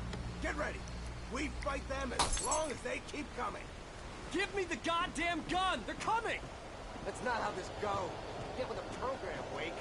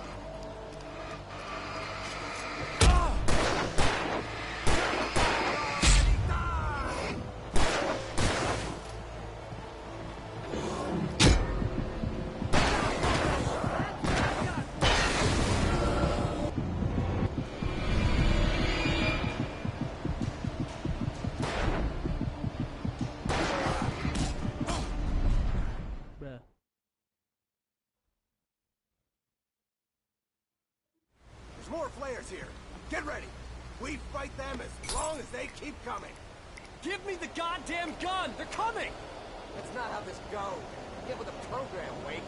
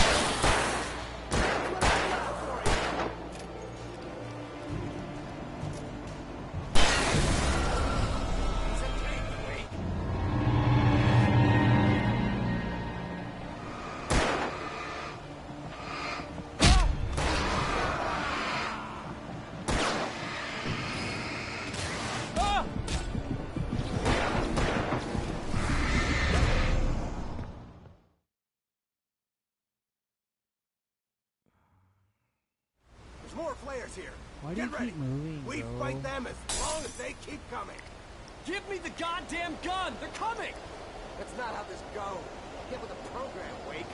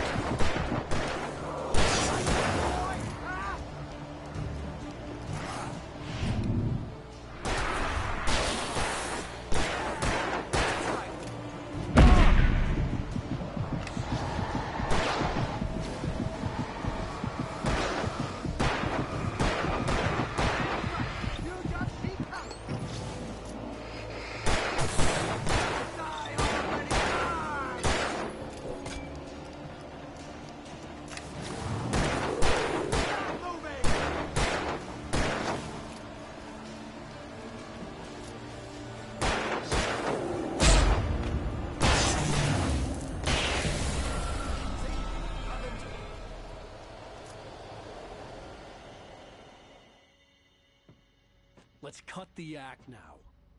Where's my wife? I knew you were going to say that. I read it all before. You're a hell of a writer. Congratulations. You're going to bring about something glorious and terrible once we get you some proper editorial control. What the hell are you talking about? Where's Alice? I want the entire manuscript, or she's gonna suffer bad. You touch her and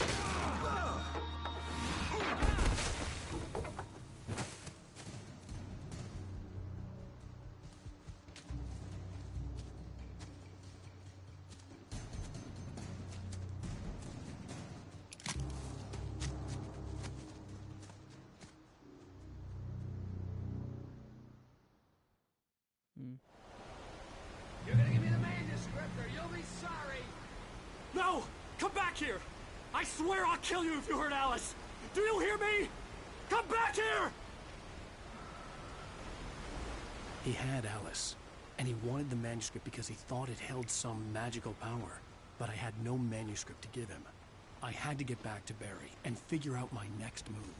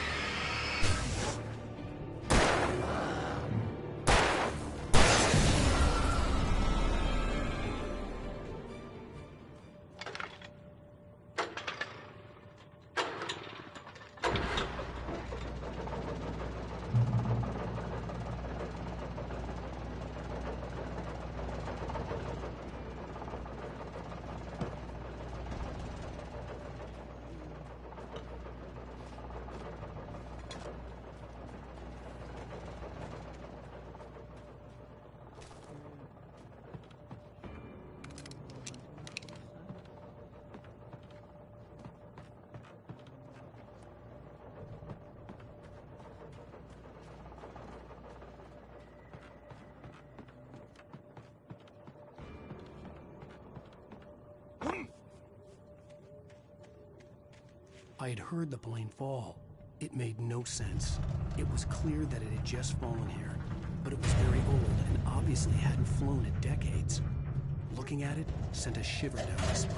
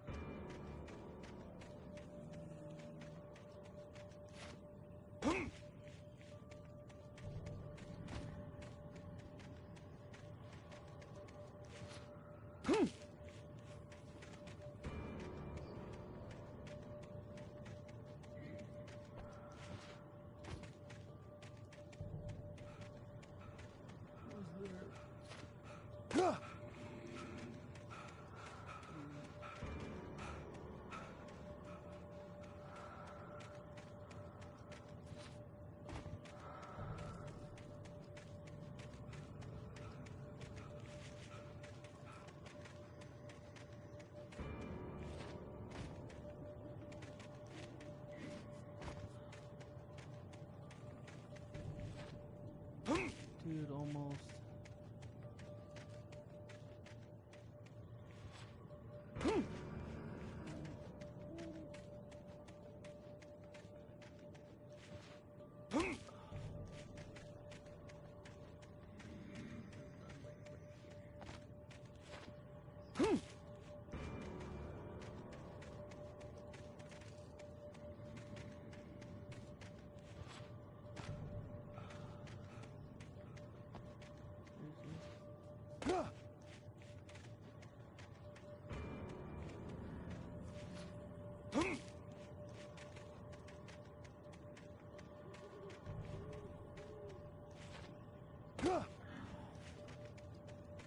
Tired of trying.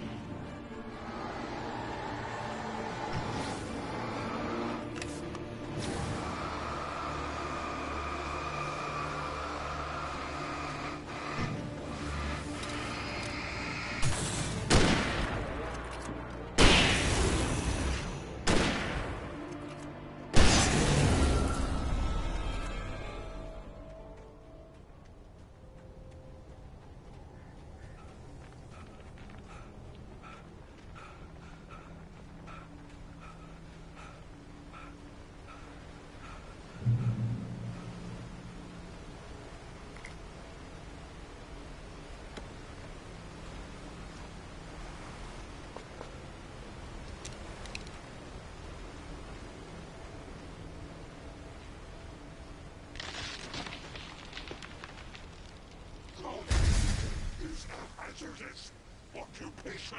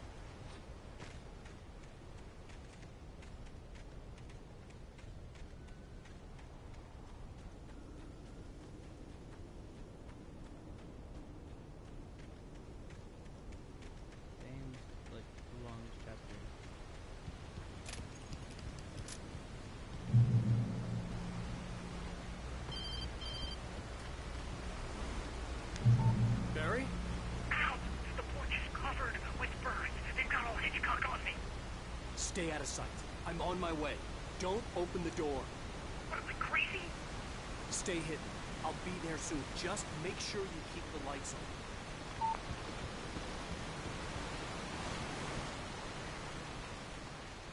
I still had to reach Barry at the cabin, but at least I was out of the woods.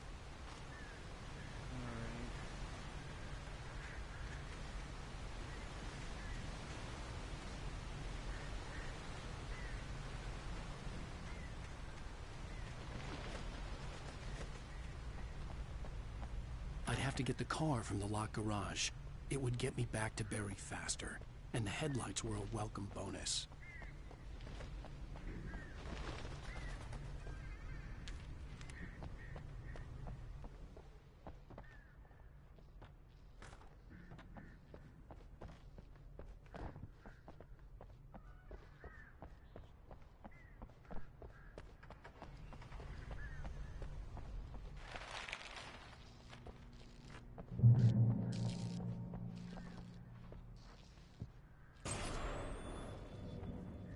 A story is not a machine that does what you tell it. A story is a beast with a life of its own. You can create it, shape it, but as the story grows, it starts wanting things of its own. Change one thing and you set off a chain reaction of events that spreads through the whole thing. The characters have to be true to themselves. The events need to follow a logic that fits the story. A single flaw and the magic is gone. The story dies. Alice dies.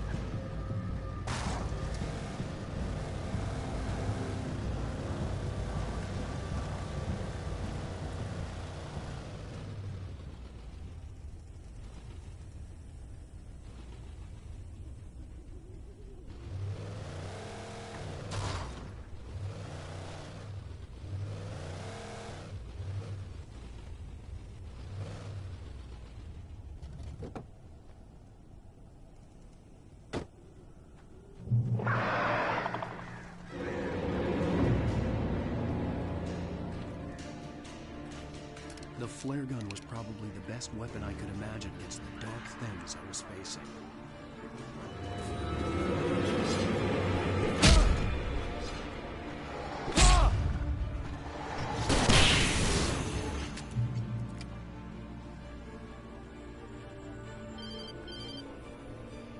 It was the kidnapper. You son of a bitch! Where's my wife? Enough horseplay, Wake. You deliver the manuscript, and you can have your woman back. Simple as that. I don't... Listen.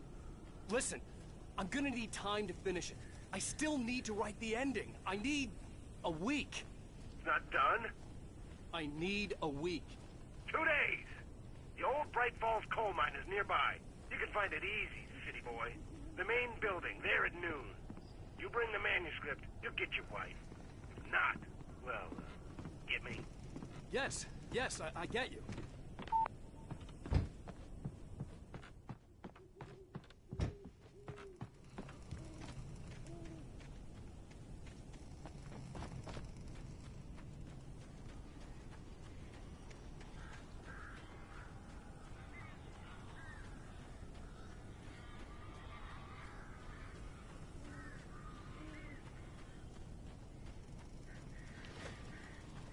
Barry had talked about birds over the phone.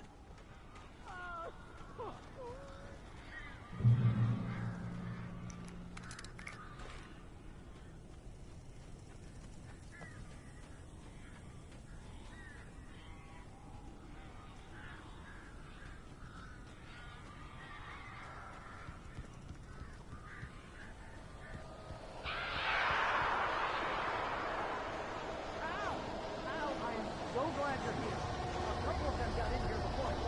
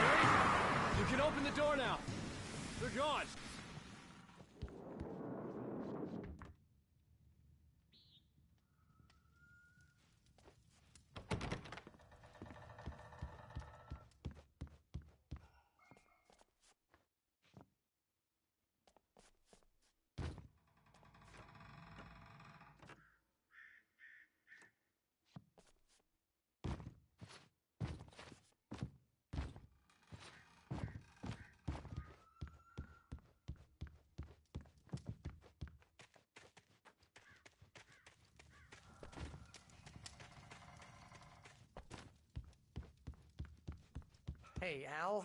I'm sorry for thinking you were having a psychotic episode, man. I sent Barry to the town to ask around about a man fitting the kidnapper's description. He'd go through the archives of the local paper. Perhaps he could learn something. Anything about the island and the cabin that had disappeared. The man wanted a manuscript. I had to try to write him one to get Alice back.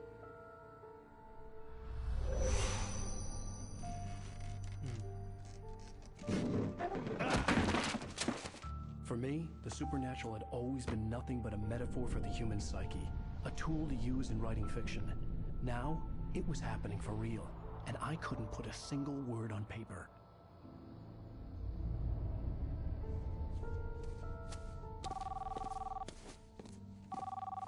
Barry Wheeler speaking. This is Rose. Rose? I found Mr. Wake's pages. Oh, you sweet, brilliant girl. Could you and Mr. Wake come get them? I live in the trailer park outside the town. We'll be there in less than an hour. Bye now. See you soon.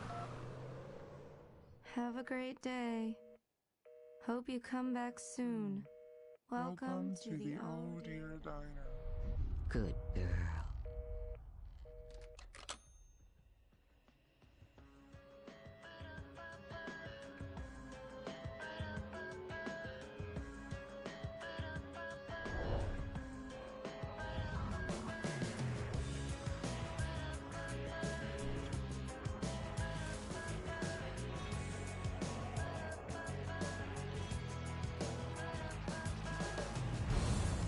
Come here. Pretty please, can you tell me where I am? You want to say something?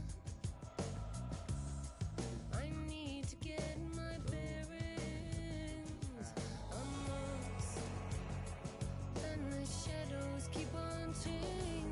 Previously on Alan Wake, Alice has been kidnapped. Alan, please help me. Alice? You'll do exactly what I say if you ever want to see your wife again. I can't tell anyone except my agent Barry. Damn it, Barry, they'll kill her. You're my best friend, and I'm worried that you're not right in the head. The ransom is a manuscript I supposedly wrote that's coming true before my eyes. It happened just the way it was on that page. So dark. I have found only a few scattered pages. I want the entire manuscript. The deadline is in 2 days. I found Mr. Wake's pages. Good girl. How the hell did she get her hands on the manuscript anyway? I don't know. She's resourceful. I told you you were too hard on her. Listen, I found out all sorts of interesting stuff while I was digging around. Yeah. Mr. Wake, it's Sheriff Breaker. We have an FBI agent here, Agent Nightingale. FBI? He's anxious to see you. You'd better come to the station. Okay, I'll be right over, Sheriff. Let's make this quick, huh? Help you folks? Name's Randolph. I'm the manager. We're looking for Rose. Works as a waitress down at the diner. Rose, sure. Nice girl. Who wants to know? I'm Alan Wake. The writer, huh? I heard on the radio you were visiting. Well, I'll show you her trailer. That Rose, she's a nice girl. Always pays her rent on time. As I was saying, Al, I found all sorts of weird stuff from the local newspaper's archives. This place is crazy. Disappearances, mysterious deaths, urban legends come true, and, get this, most of this stuff takes place around Cauldron Lake. Well, you ain't wrong, mister. The Indians thought the lake was a doorway to the underworld. I'm the God-fearing type myself. I don't hold with that sort of thing. Yeah, okay. Anyway, there was an island there owned by a guy called Thomas Zane. Now, some of the articles I found about him make him out to be a famous writer, but I ran a bunch of searches, couldn't find a single thing he wrote. Zane was heavily into diving, so much so that the place came to be called Diver's Isle. But the volcano under the lake erupted in 1970, and Zane went down with the island.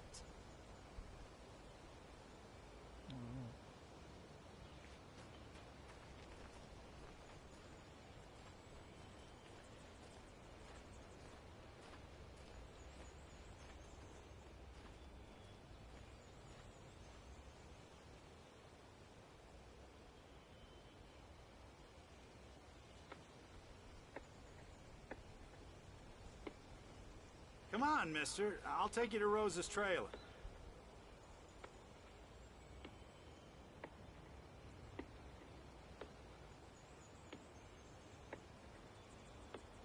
Just follow me.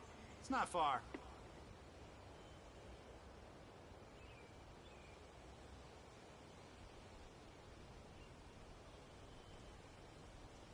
Listen, I got things to do. This place don't run itself.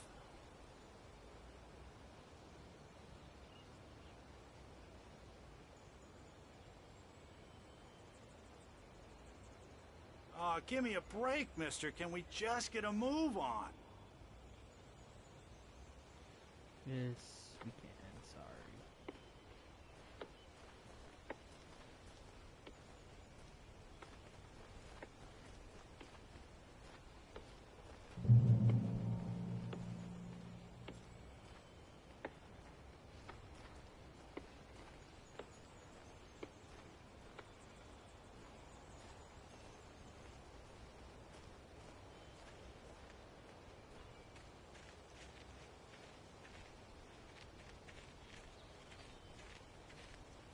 Yeah, how about that? It was there in the morning, as if it had fallen from the sky. But it would take a tornado to lift something like that. We're damn lucky it didn't crush any of the trailers.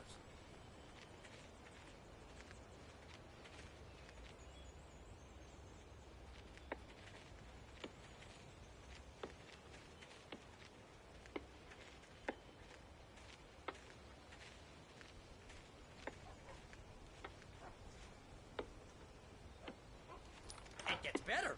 A local girl, Barbara Jagger, drowned in Cauldron Lake just a week earlier. They were lovers.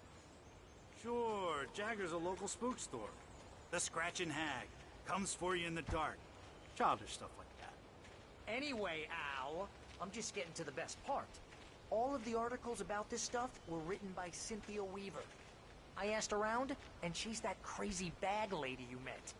What, the lamp lady? She can be a little loopy, but she's not homeless or anything. Yeah, anyway, she knew both Jagger and Zane before they both died, and she had some kind of a breakdown.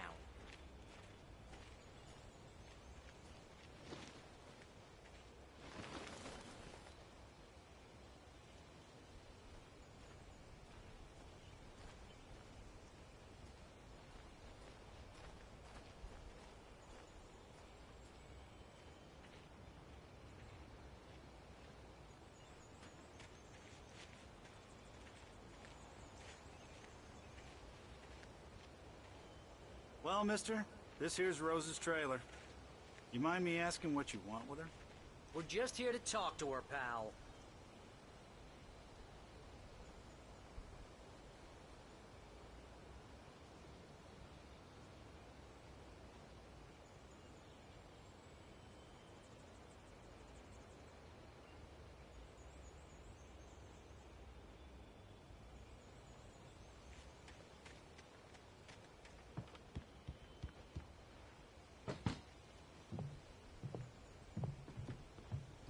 Her models all just standing. Welcome to... Oh dear. Mr. Wake. I'm so glad you're here. Rose, you have my manuscript? Oh. Oh yes. Yes. Please, come in. Hey, this is really good. Rose, Yes. my manuscript.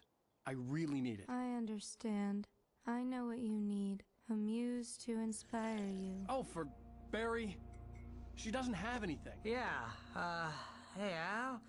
Al, what's... Oh... Barry! What? What? Damn.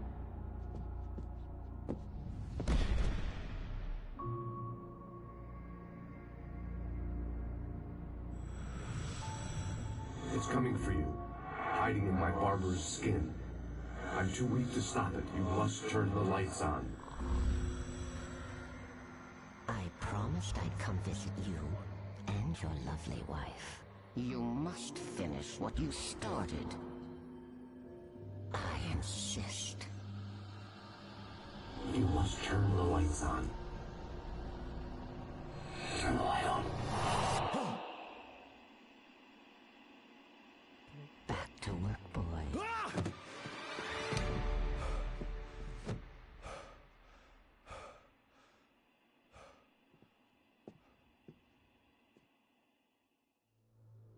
I felt nauseous, hungover. Only anger kept me going. I can't tell reality from dream anymore, but it seems I have an imaginary editor to help me. She's an old woman in a funeral dress. I call her Barbara Jagger. She's very strict. I'm writing faster and faster.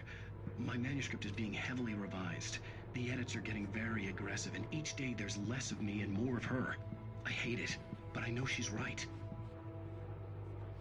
She promises me I can save Alice this way. She knows more of this than I do. About the complex incantation I'm attempting. About this place. She's worked with another writer under similar circumstances, Thomas Zane. The genre of the story seems to be shifting. It's turning into a horror story. I'm getting close. I can feel it.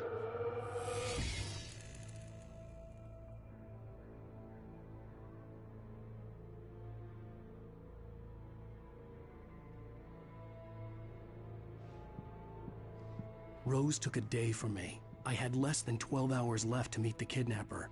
All I could do was get Barry into the car, work something out once I got on the road. Welcome to the Oh Dear Diner. What can I get you today? Coffee? I couldn't work up much hate for Rose. Something had used her to get to me and left its mark. First refill is free.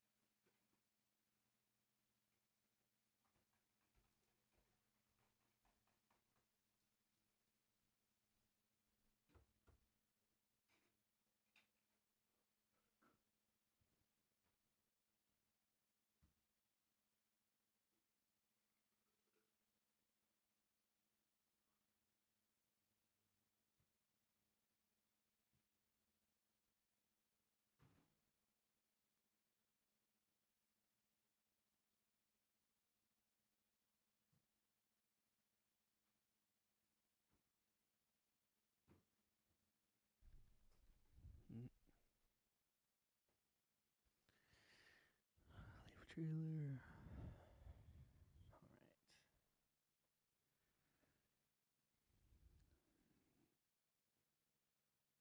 Damn though. In week 2, there's 19 chapters. That's a long time.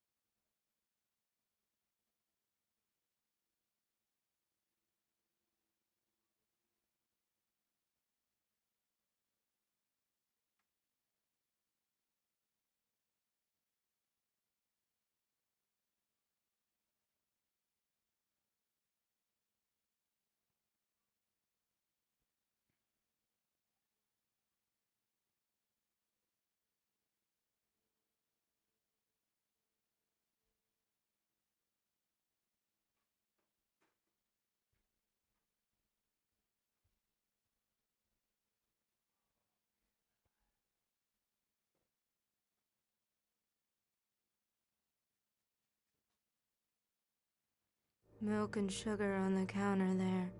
Would you like to hear today's specials? Thank you. A nice day. Come back soon. Barry was out of it. He was way too heavy to carry. My gun and flashlight were gone. I'd have to find a way to get Barry into the car as quickly as possible. There was no time to waste.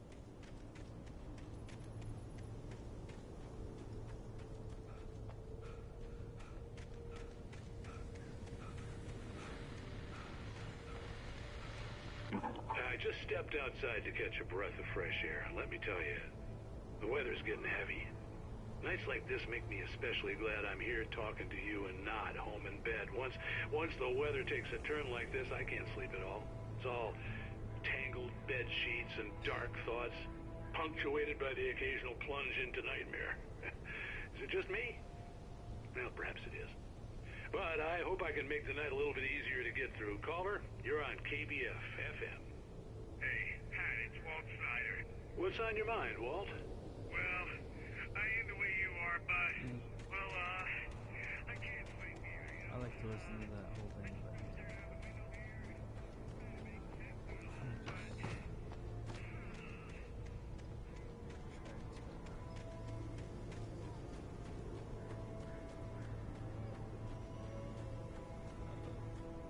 Oh, you're gonna get it now.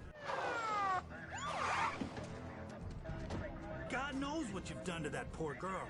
This is Agent Nightingale, FBI! Get him up, Hemingway! You're under arrest! You move a muscle, I'll unload right in your goddamn face! Stay right where you are, Spillane!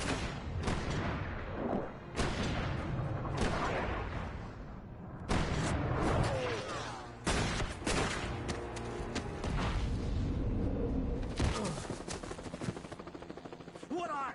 I'm standing right here, you goddamn maniac!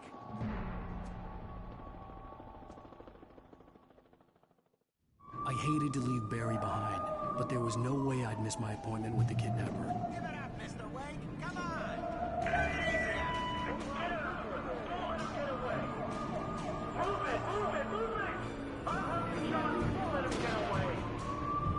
brought back food. Yeah, Diddy brought back food for, he brought back some, like, fried chicken.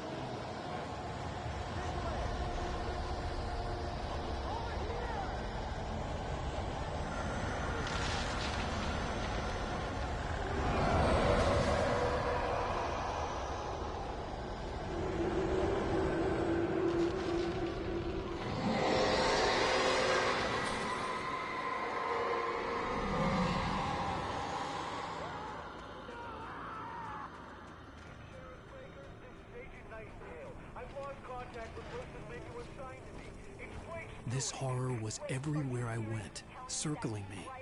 The cops didn't stand a chance. They were after a writer, not a monster.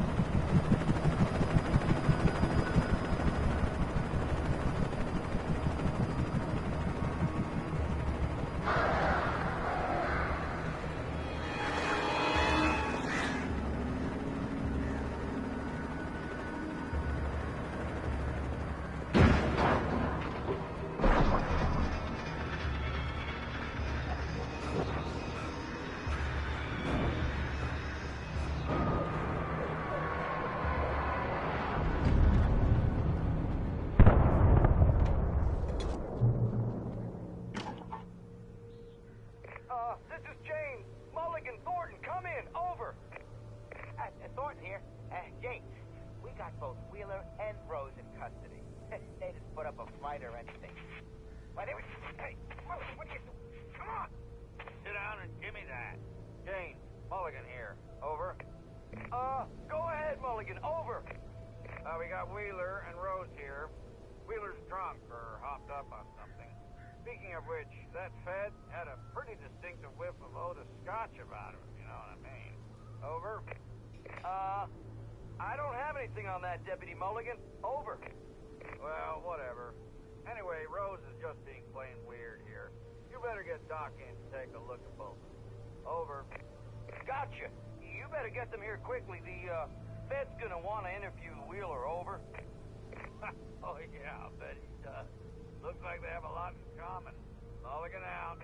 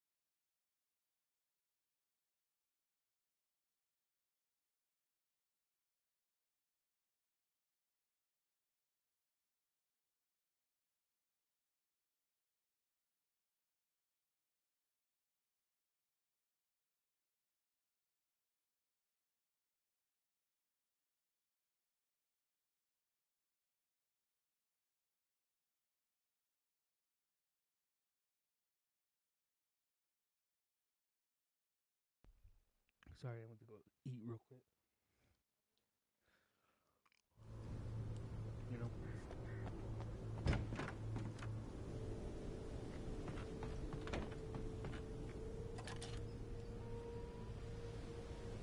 I could see the lights of the radio station in the distance.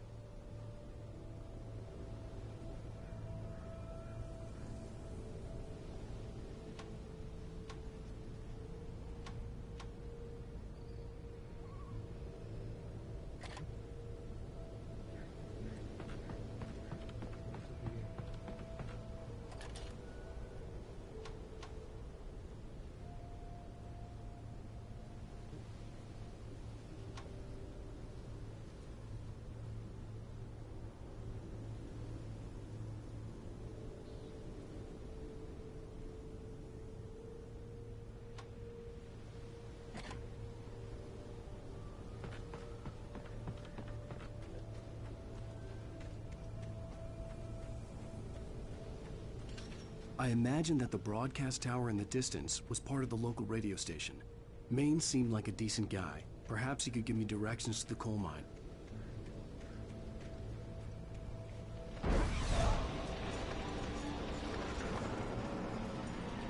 Unnatural shadows clung to the gate. The darkness that was after me was trying to stop me. I wouldn't get through without a light.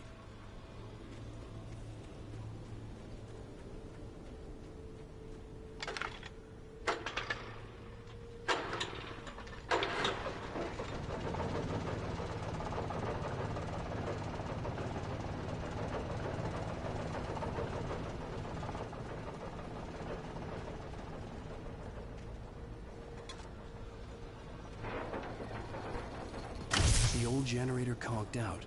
I'd have to see if I could fix it and try again.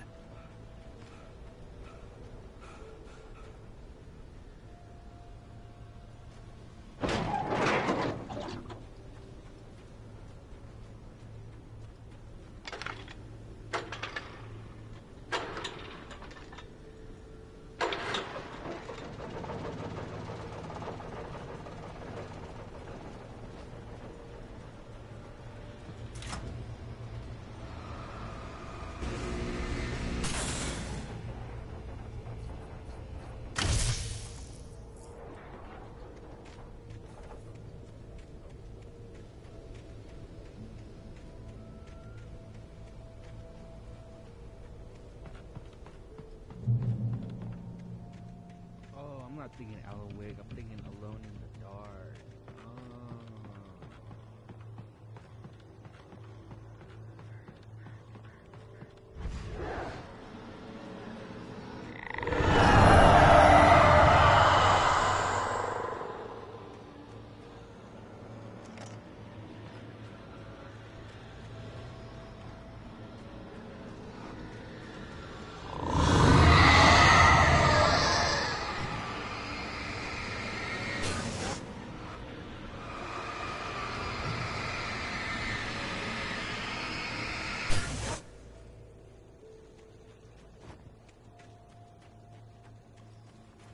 It took me a moment to recognize the flashbang grenades. They were an ideal weapon for my situation. Team 1, come in. Over. Team 1, this is Sheriff Breaker. Report. Over.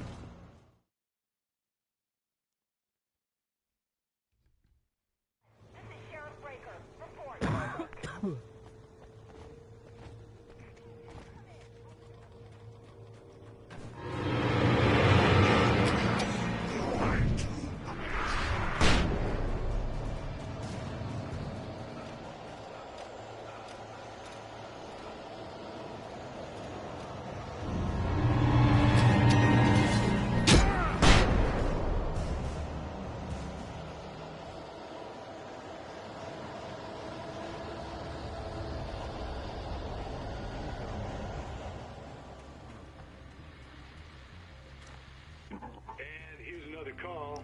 You're on KBFFM with Pat Maine. It's Milt Peabody, Pat. What's on your mind, Milt? Well, I live near the trailer park, Pat, and there's a big ruckus going on over there.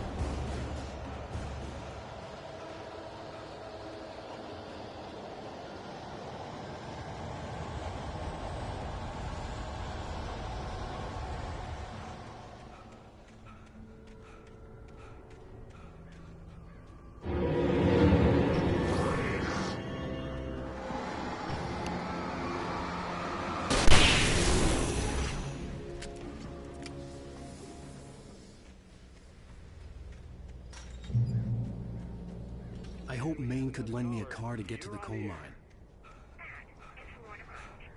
Why, hello, Lorna. What do you have for us?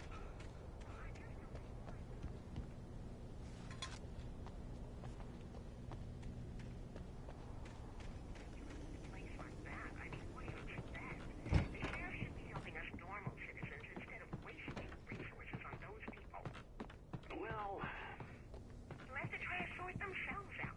I'm sorry, but my granddaddy settled it by law in 1911.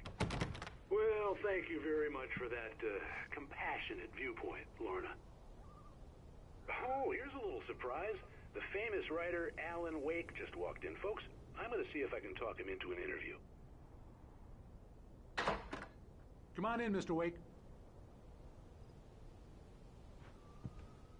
Ah, I'm so glad you could find the time to do this, Mr. Wake. Nowhere to run now, Dan Brown. You back away from me. Don't hurt it. Whoa. Everyone calm down. Put the gun down. We're all friends here, right? Cool your jets, Nightingale. We got him. Judas Priest! What the hell's the matter with you? There's a civilian in there.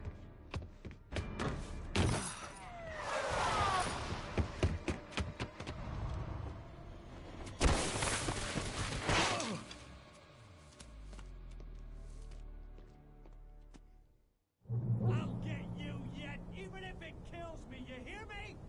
You hear me, H.P. Lovecraft? I had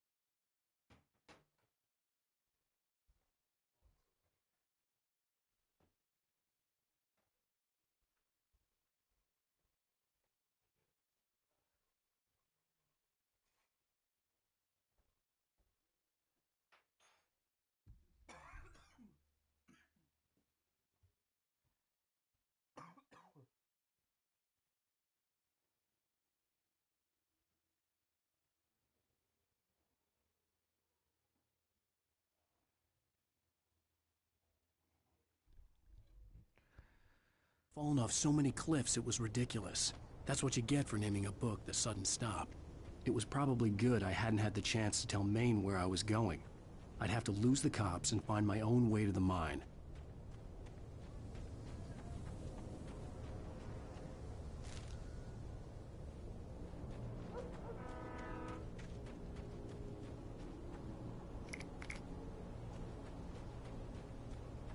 Yep.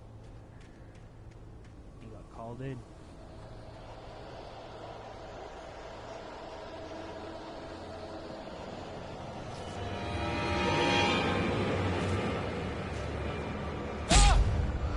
Where'd you get all day from?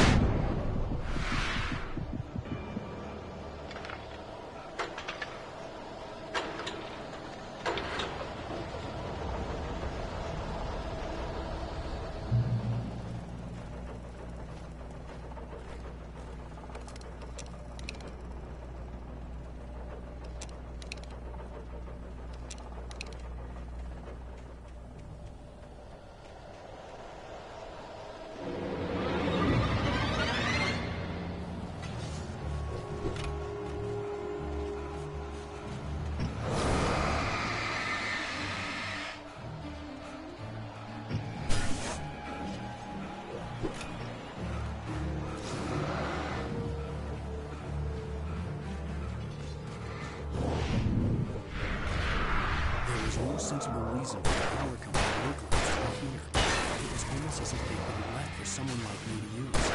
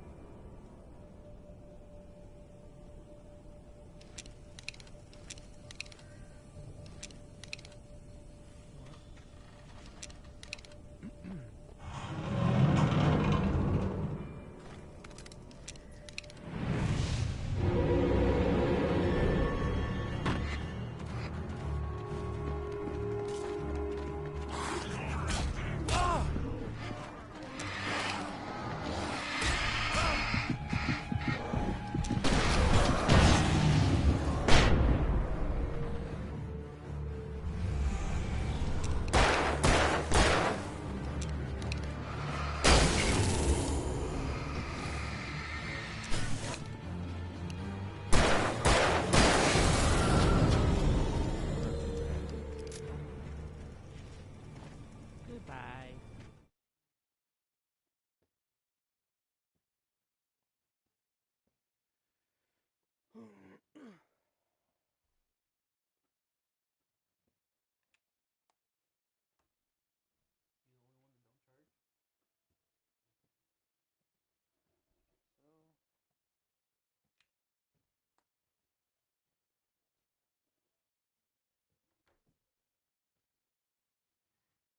Barry, you can go watch TV in June's room now.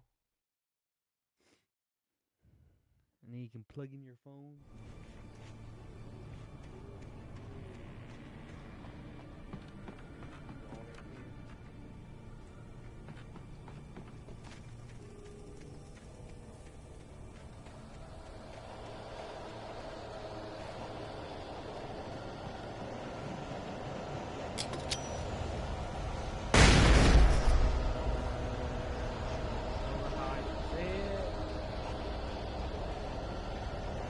That's cartoon.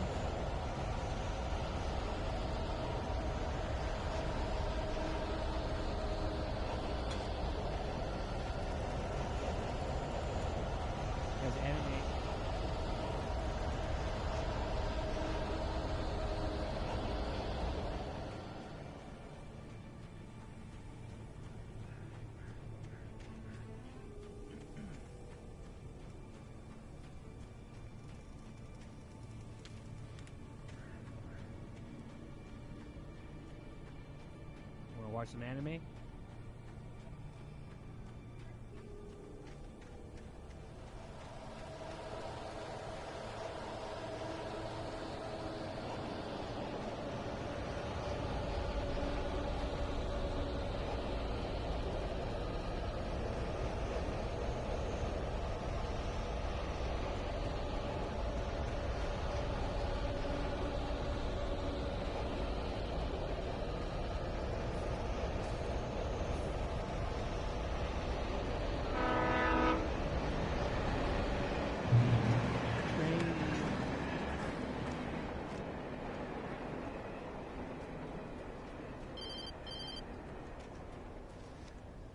Hello?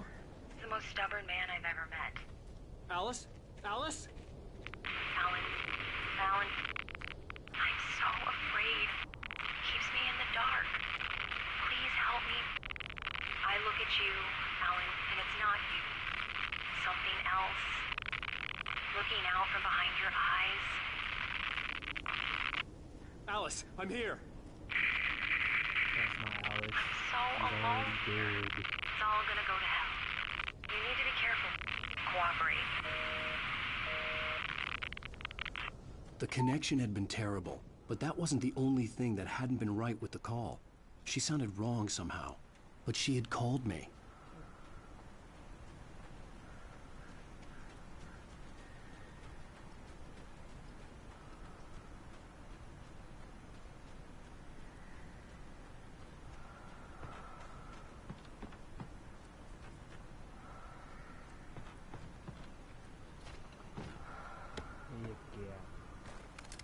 Oh, it's all flares and batteries.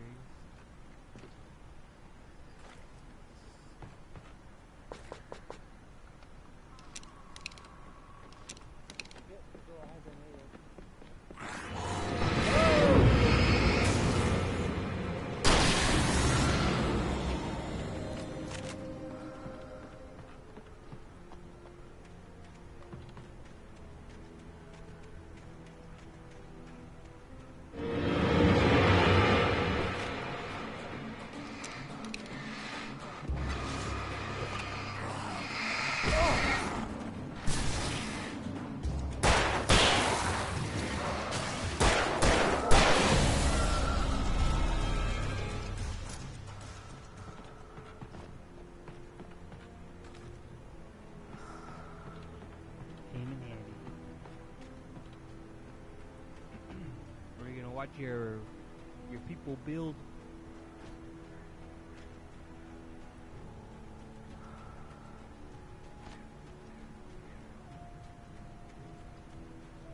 I could see a railway bridge up ahead and a warehouse of some sort on the opposite shore. I hoped I could find a car from there.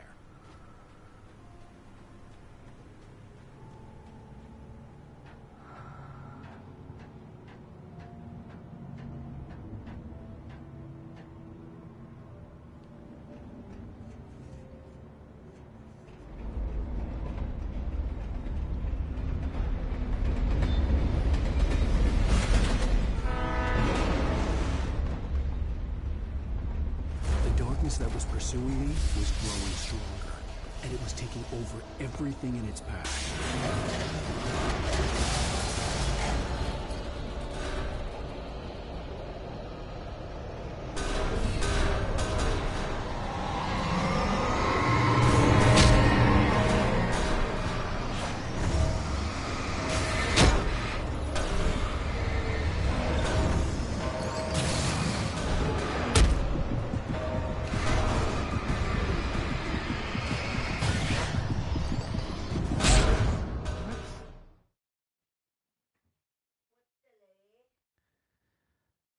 Warehouse of some sort on the opposite shore.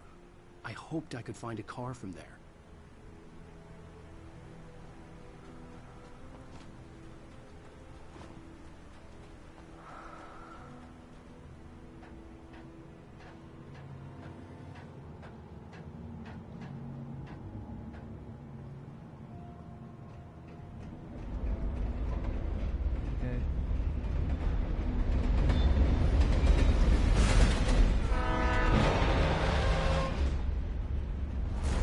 That pursuing me was growing stronger, and it was taking over everything in its path.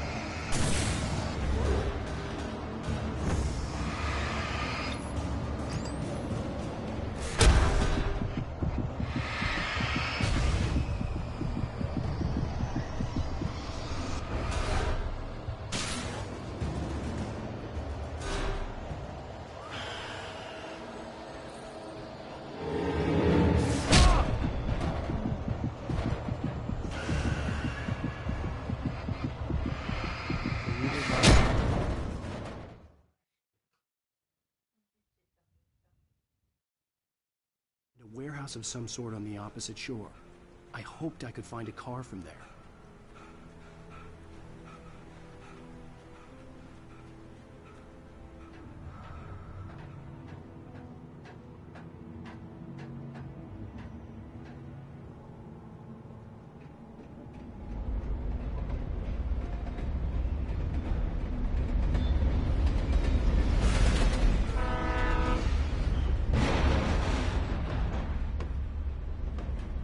The darkness that was pursuing me was growing stronger, and it was taking over everything in its path.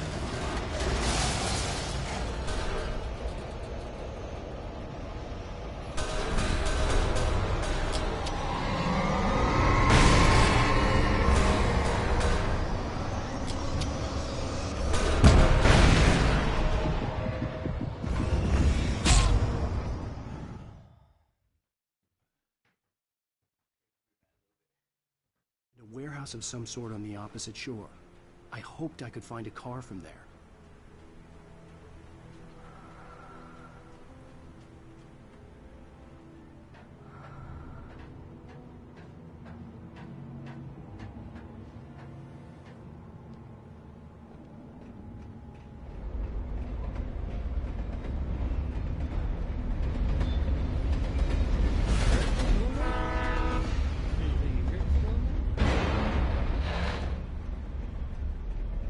The darkness that was pursuing me was growing stronger, and it was taking over everything in its path.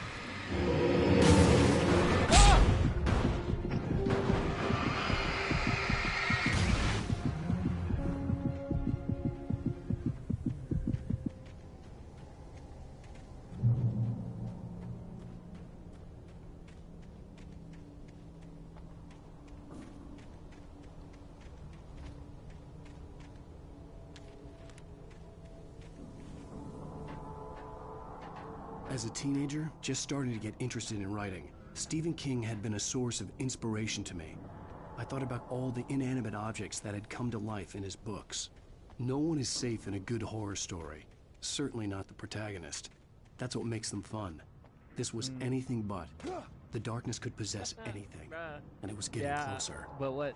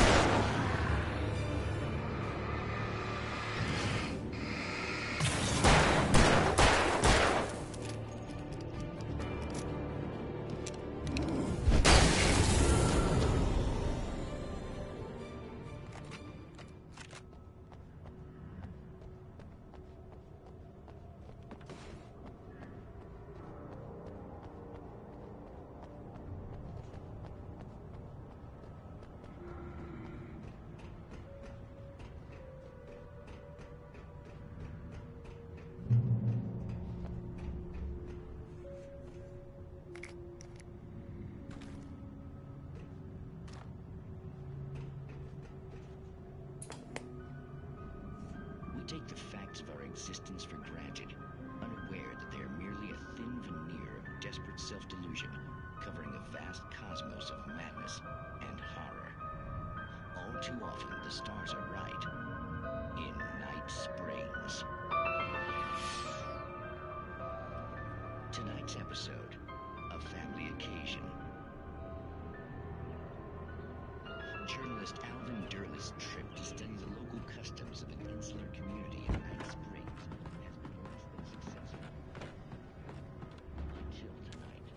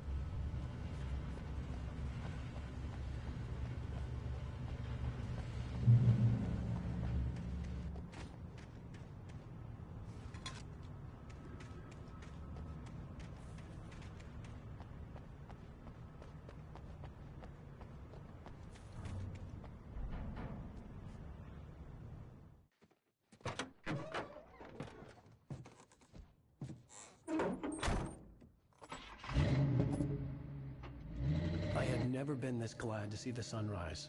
I had a couple of hours to get to the coal mine.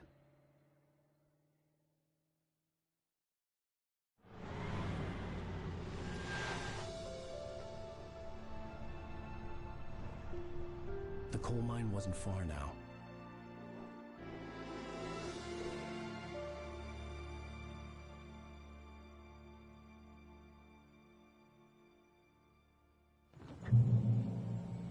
Today, I would meet the kidnapper, and he would give me Alice. I wouldn't give him any other choice. A drowning man will clutch at a straw.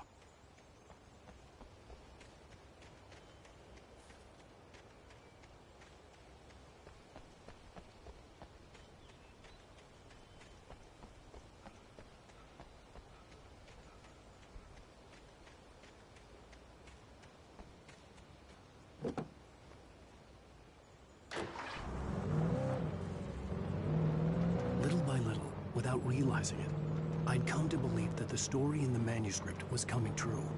The current of its narrative had taken me deeper and deeper into dark waters. Alice had been taken from me.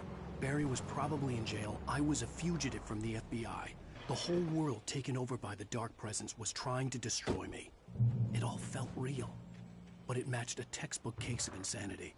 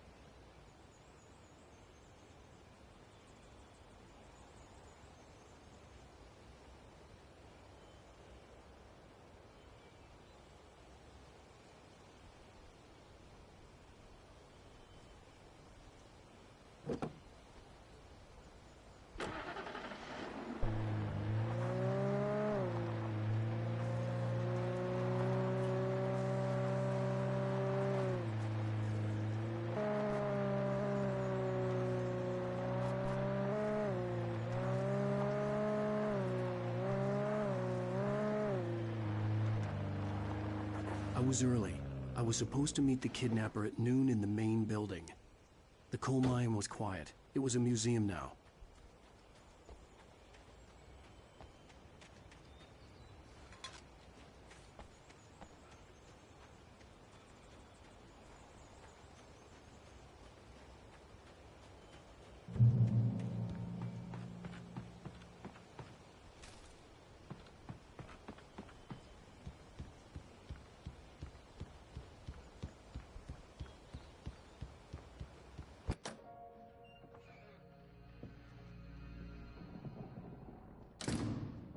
I didn't want to go outside.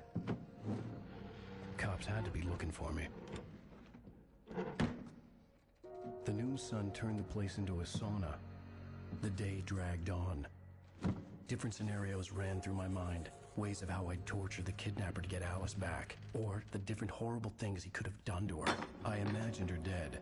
I had no way of knowing she was still alive. It was killing me. I was running on blind hope. It was all a waste of time. The bastard never showed up.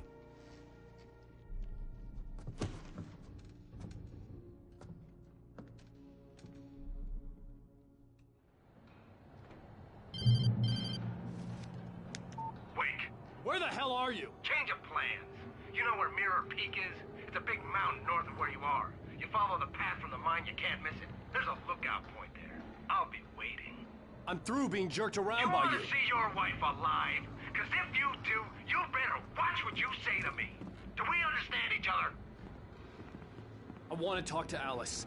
Yeah, and I want the manuscript. Don't keep me waiting, Wake. Hello? Hello! Ah! I'm gonna kill him! I had to get to Mirror Peak.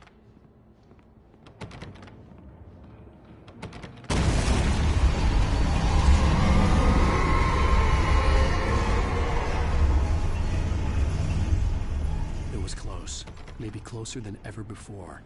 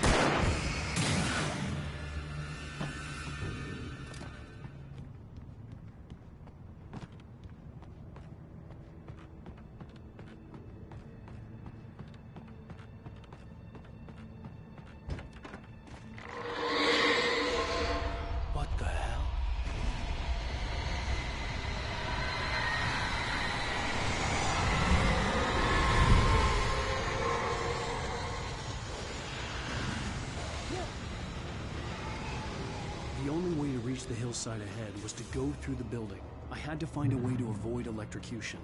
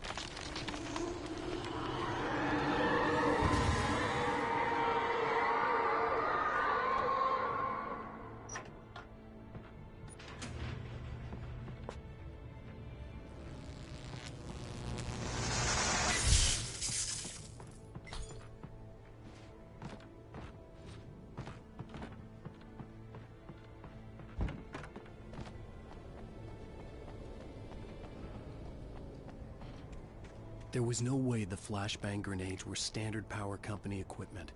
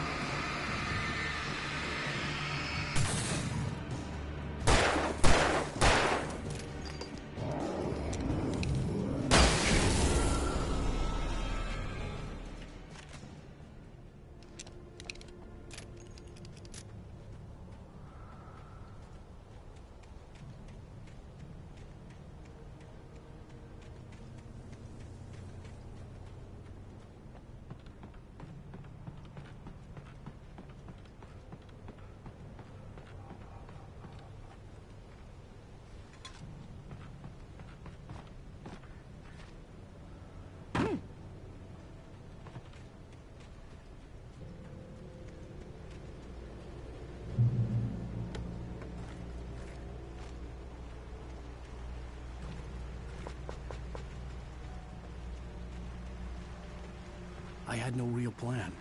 I was going to give the kidnapper all the manuscript pages I had for Alice. If that wasn't enough, I'd hold him at gunpoint and make him talk.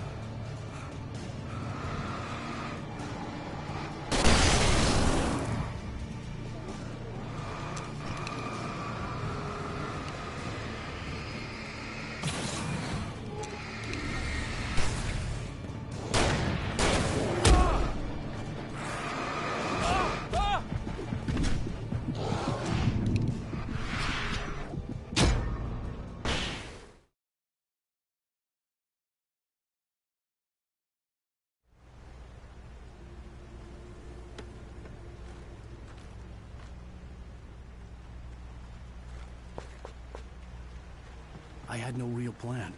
I was going to give the kidnapper all the manuscript pages I had for Alice.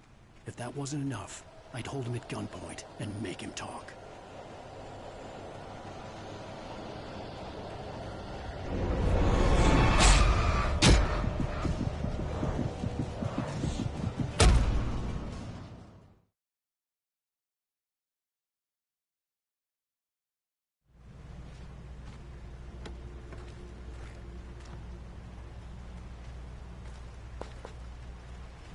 I had no real plan. I was going to give the kidnapper all the manuscript pages I had for Alice. If that wasn't enough, I'd hold him at gunpoint and make him talk.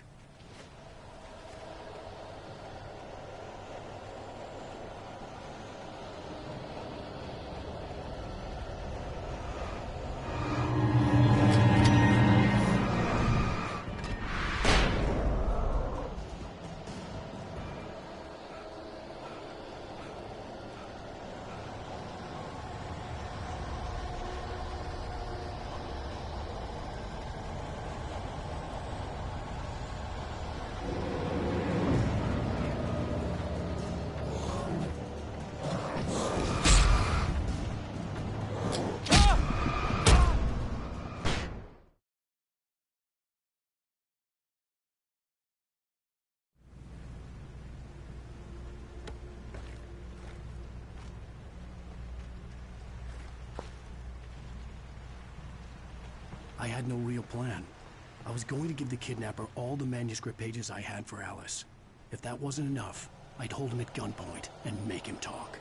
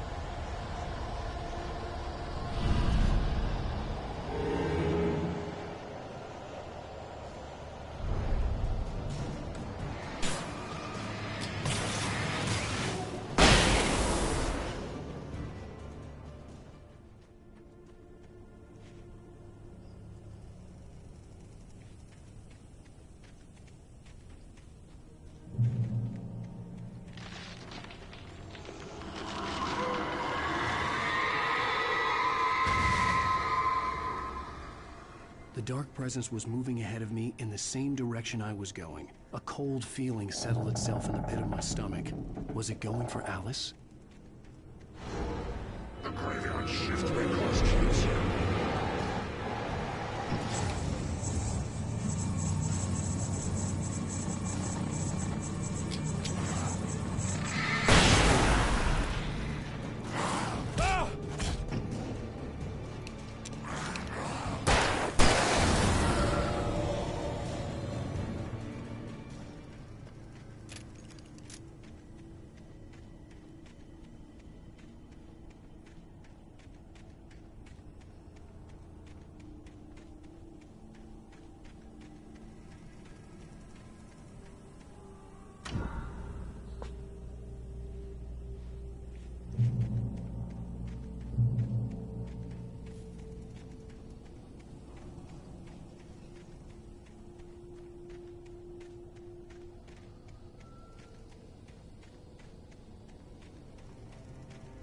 The place was dead, a ghost town.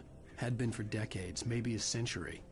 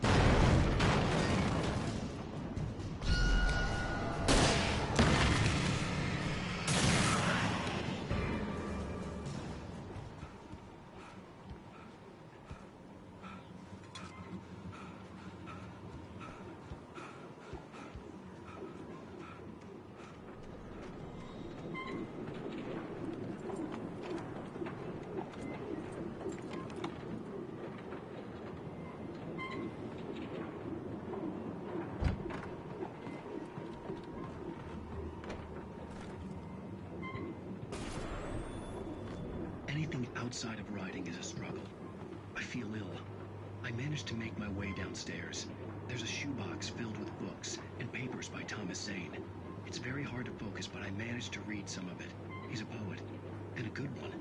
He writes of muses and creators summoning fabulous things from a magic lake, using his powers to shape the world of a realm of gods and dreams and demons, dark things that wait for a chance to slip through, wearing the flesh of men as disguise. Zane writes about himself, his girlfriend being taken over by a dark presence, about growing scared of the lake.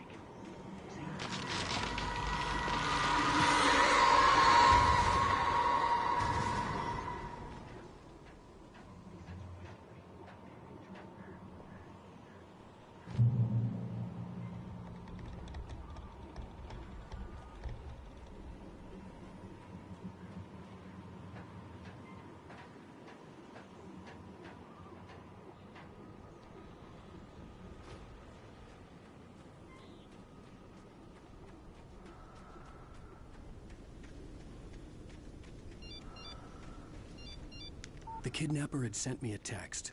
The message was full of spelling errors and insults. It was telling me to hurry up.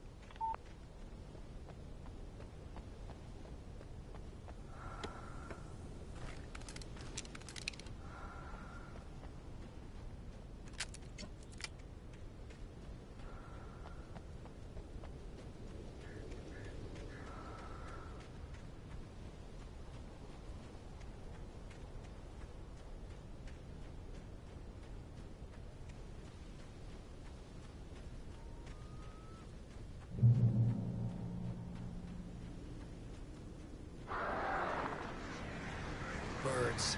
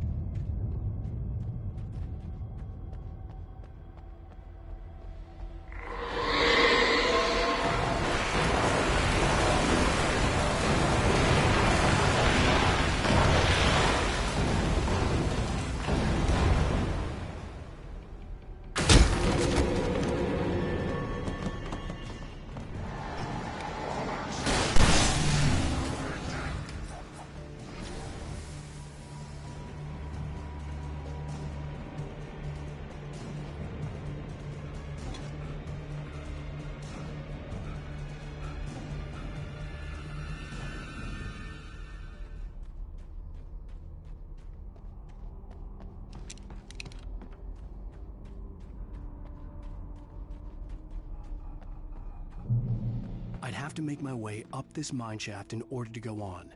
Maybe the machinery could help me with that.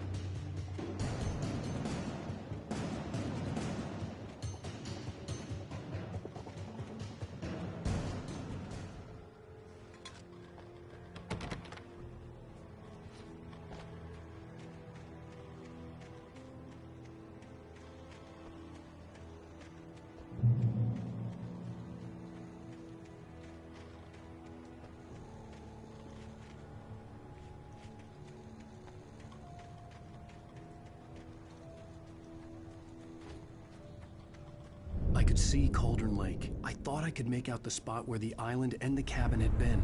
There was a light near it. It had to be a boat.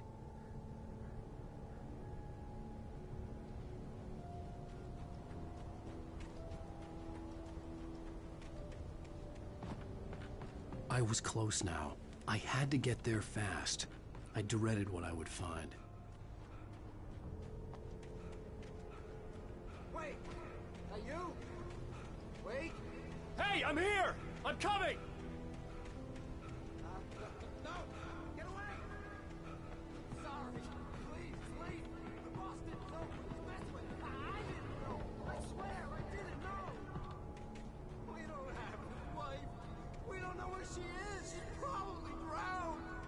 We just said we had her to make her play ball. You see? You see?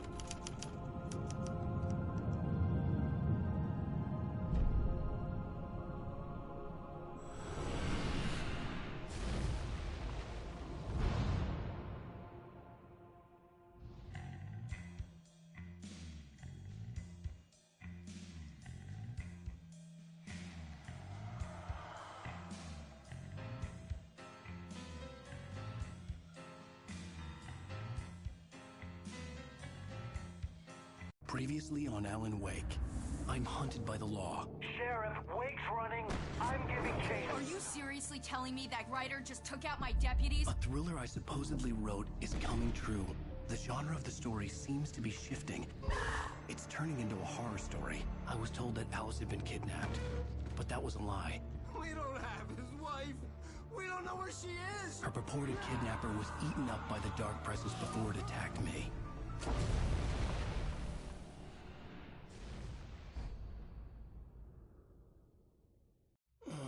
Alan, shh, baby. It was just a nightmare. Alice. There you go, Alan.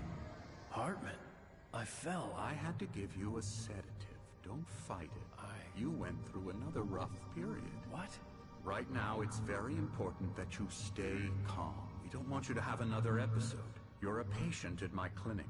Have been for a while now. The shock of your wife's death triggered a mental illness. No, you're lying. You're suffering from various symptoms of undifferentiated schizophrenia. Bastard. It's okay, Alan. Just let go.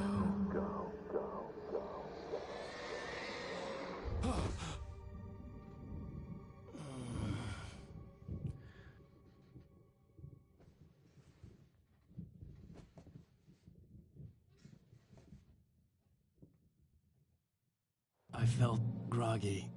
Whatever Hartman had bumped in me was making me numb. I felt like this was happening to someone else. Someone I was watching on television. I couldn't think. Couldn't focus. The door was locked. I was a prisoner here.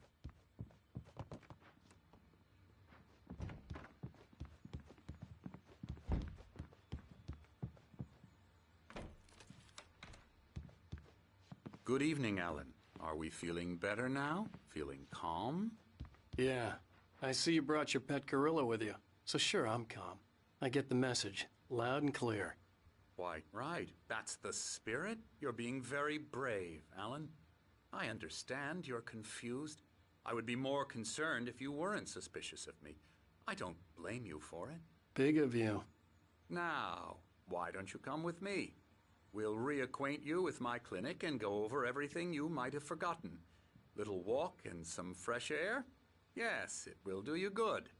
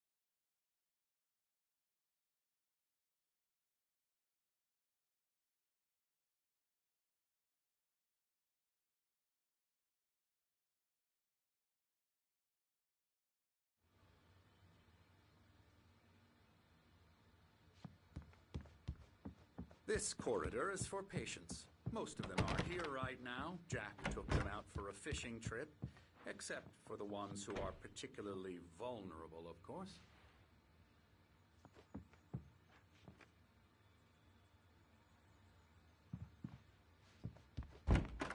I encourage creativity as a part of the recovery process here at Cauldron Lake Lodge. I specialize in treating artists. I bet you do. Splendid, Alan. I honestly believe we can get this thing under control if we work together. This way, Alan.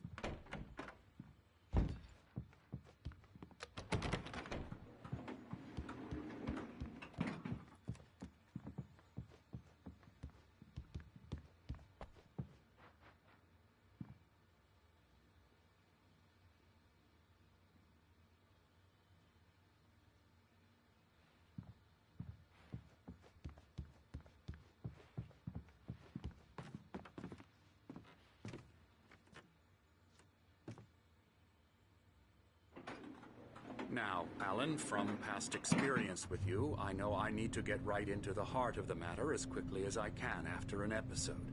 So I'm just going to say this. Alice is dead. No. You're in a very vulnerable state until you understand and accept this. Alice drowned, and you couldn't face that. You're suffering from hallucinations, paranoid delusions, unusual thinking, an obsession about light and darkness, a feeling that everything revolves around you, your thoughts and dreams.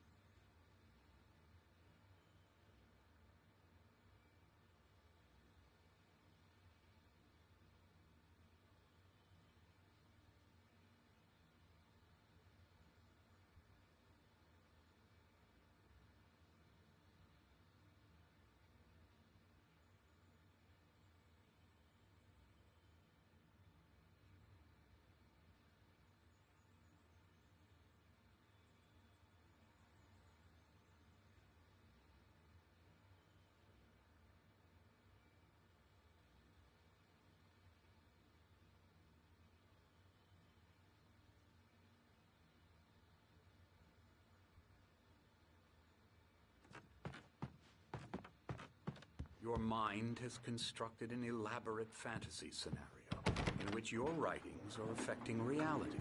She has been kidnapped and supernatural forces of darkness are trying to stop you.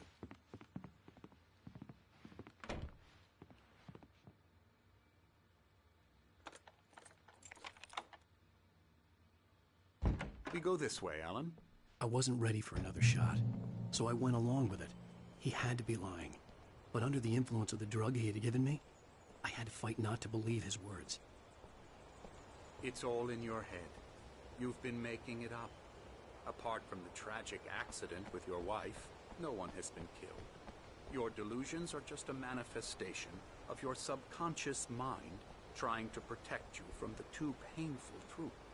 Unless we fight the fantasy, it will return.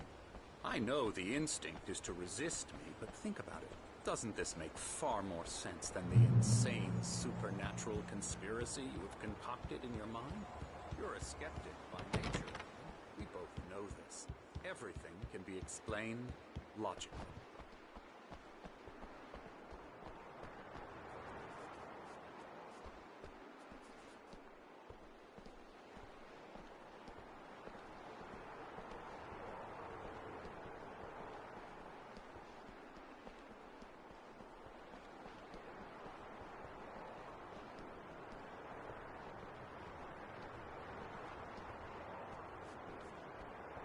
I never get tired of this view.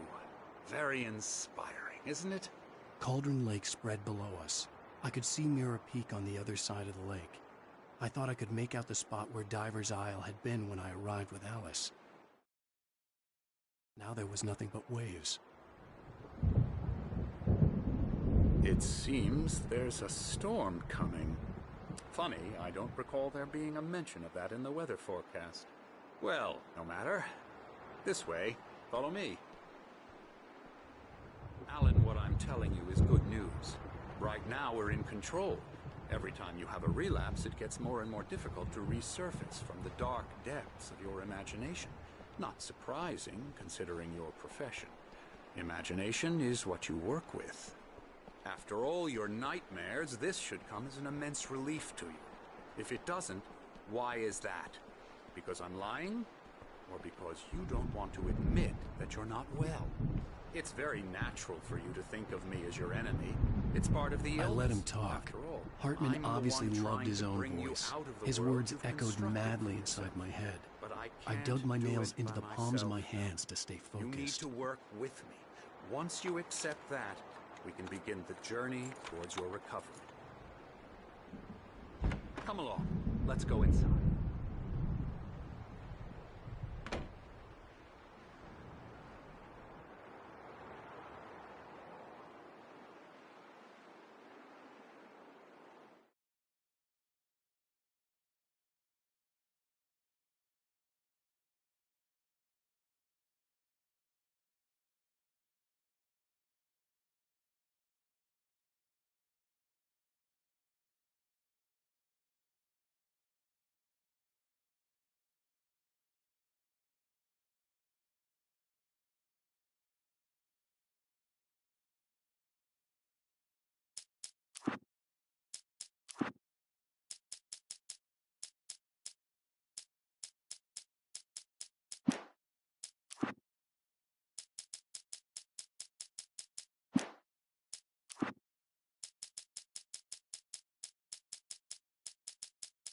Mr. Randolph liked Rose.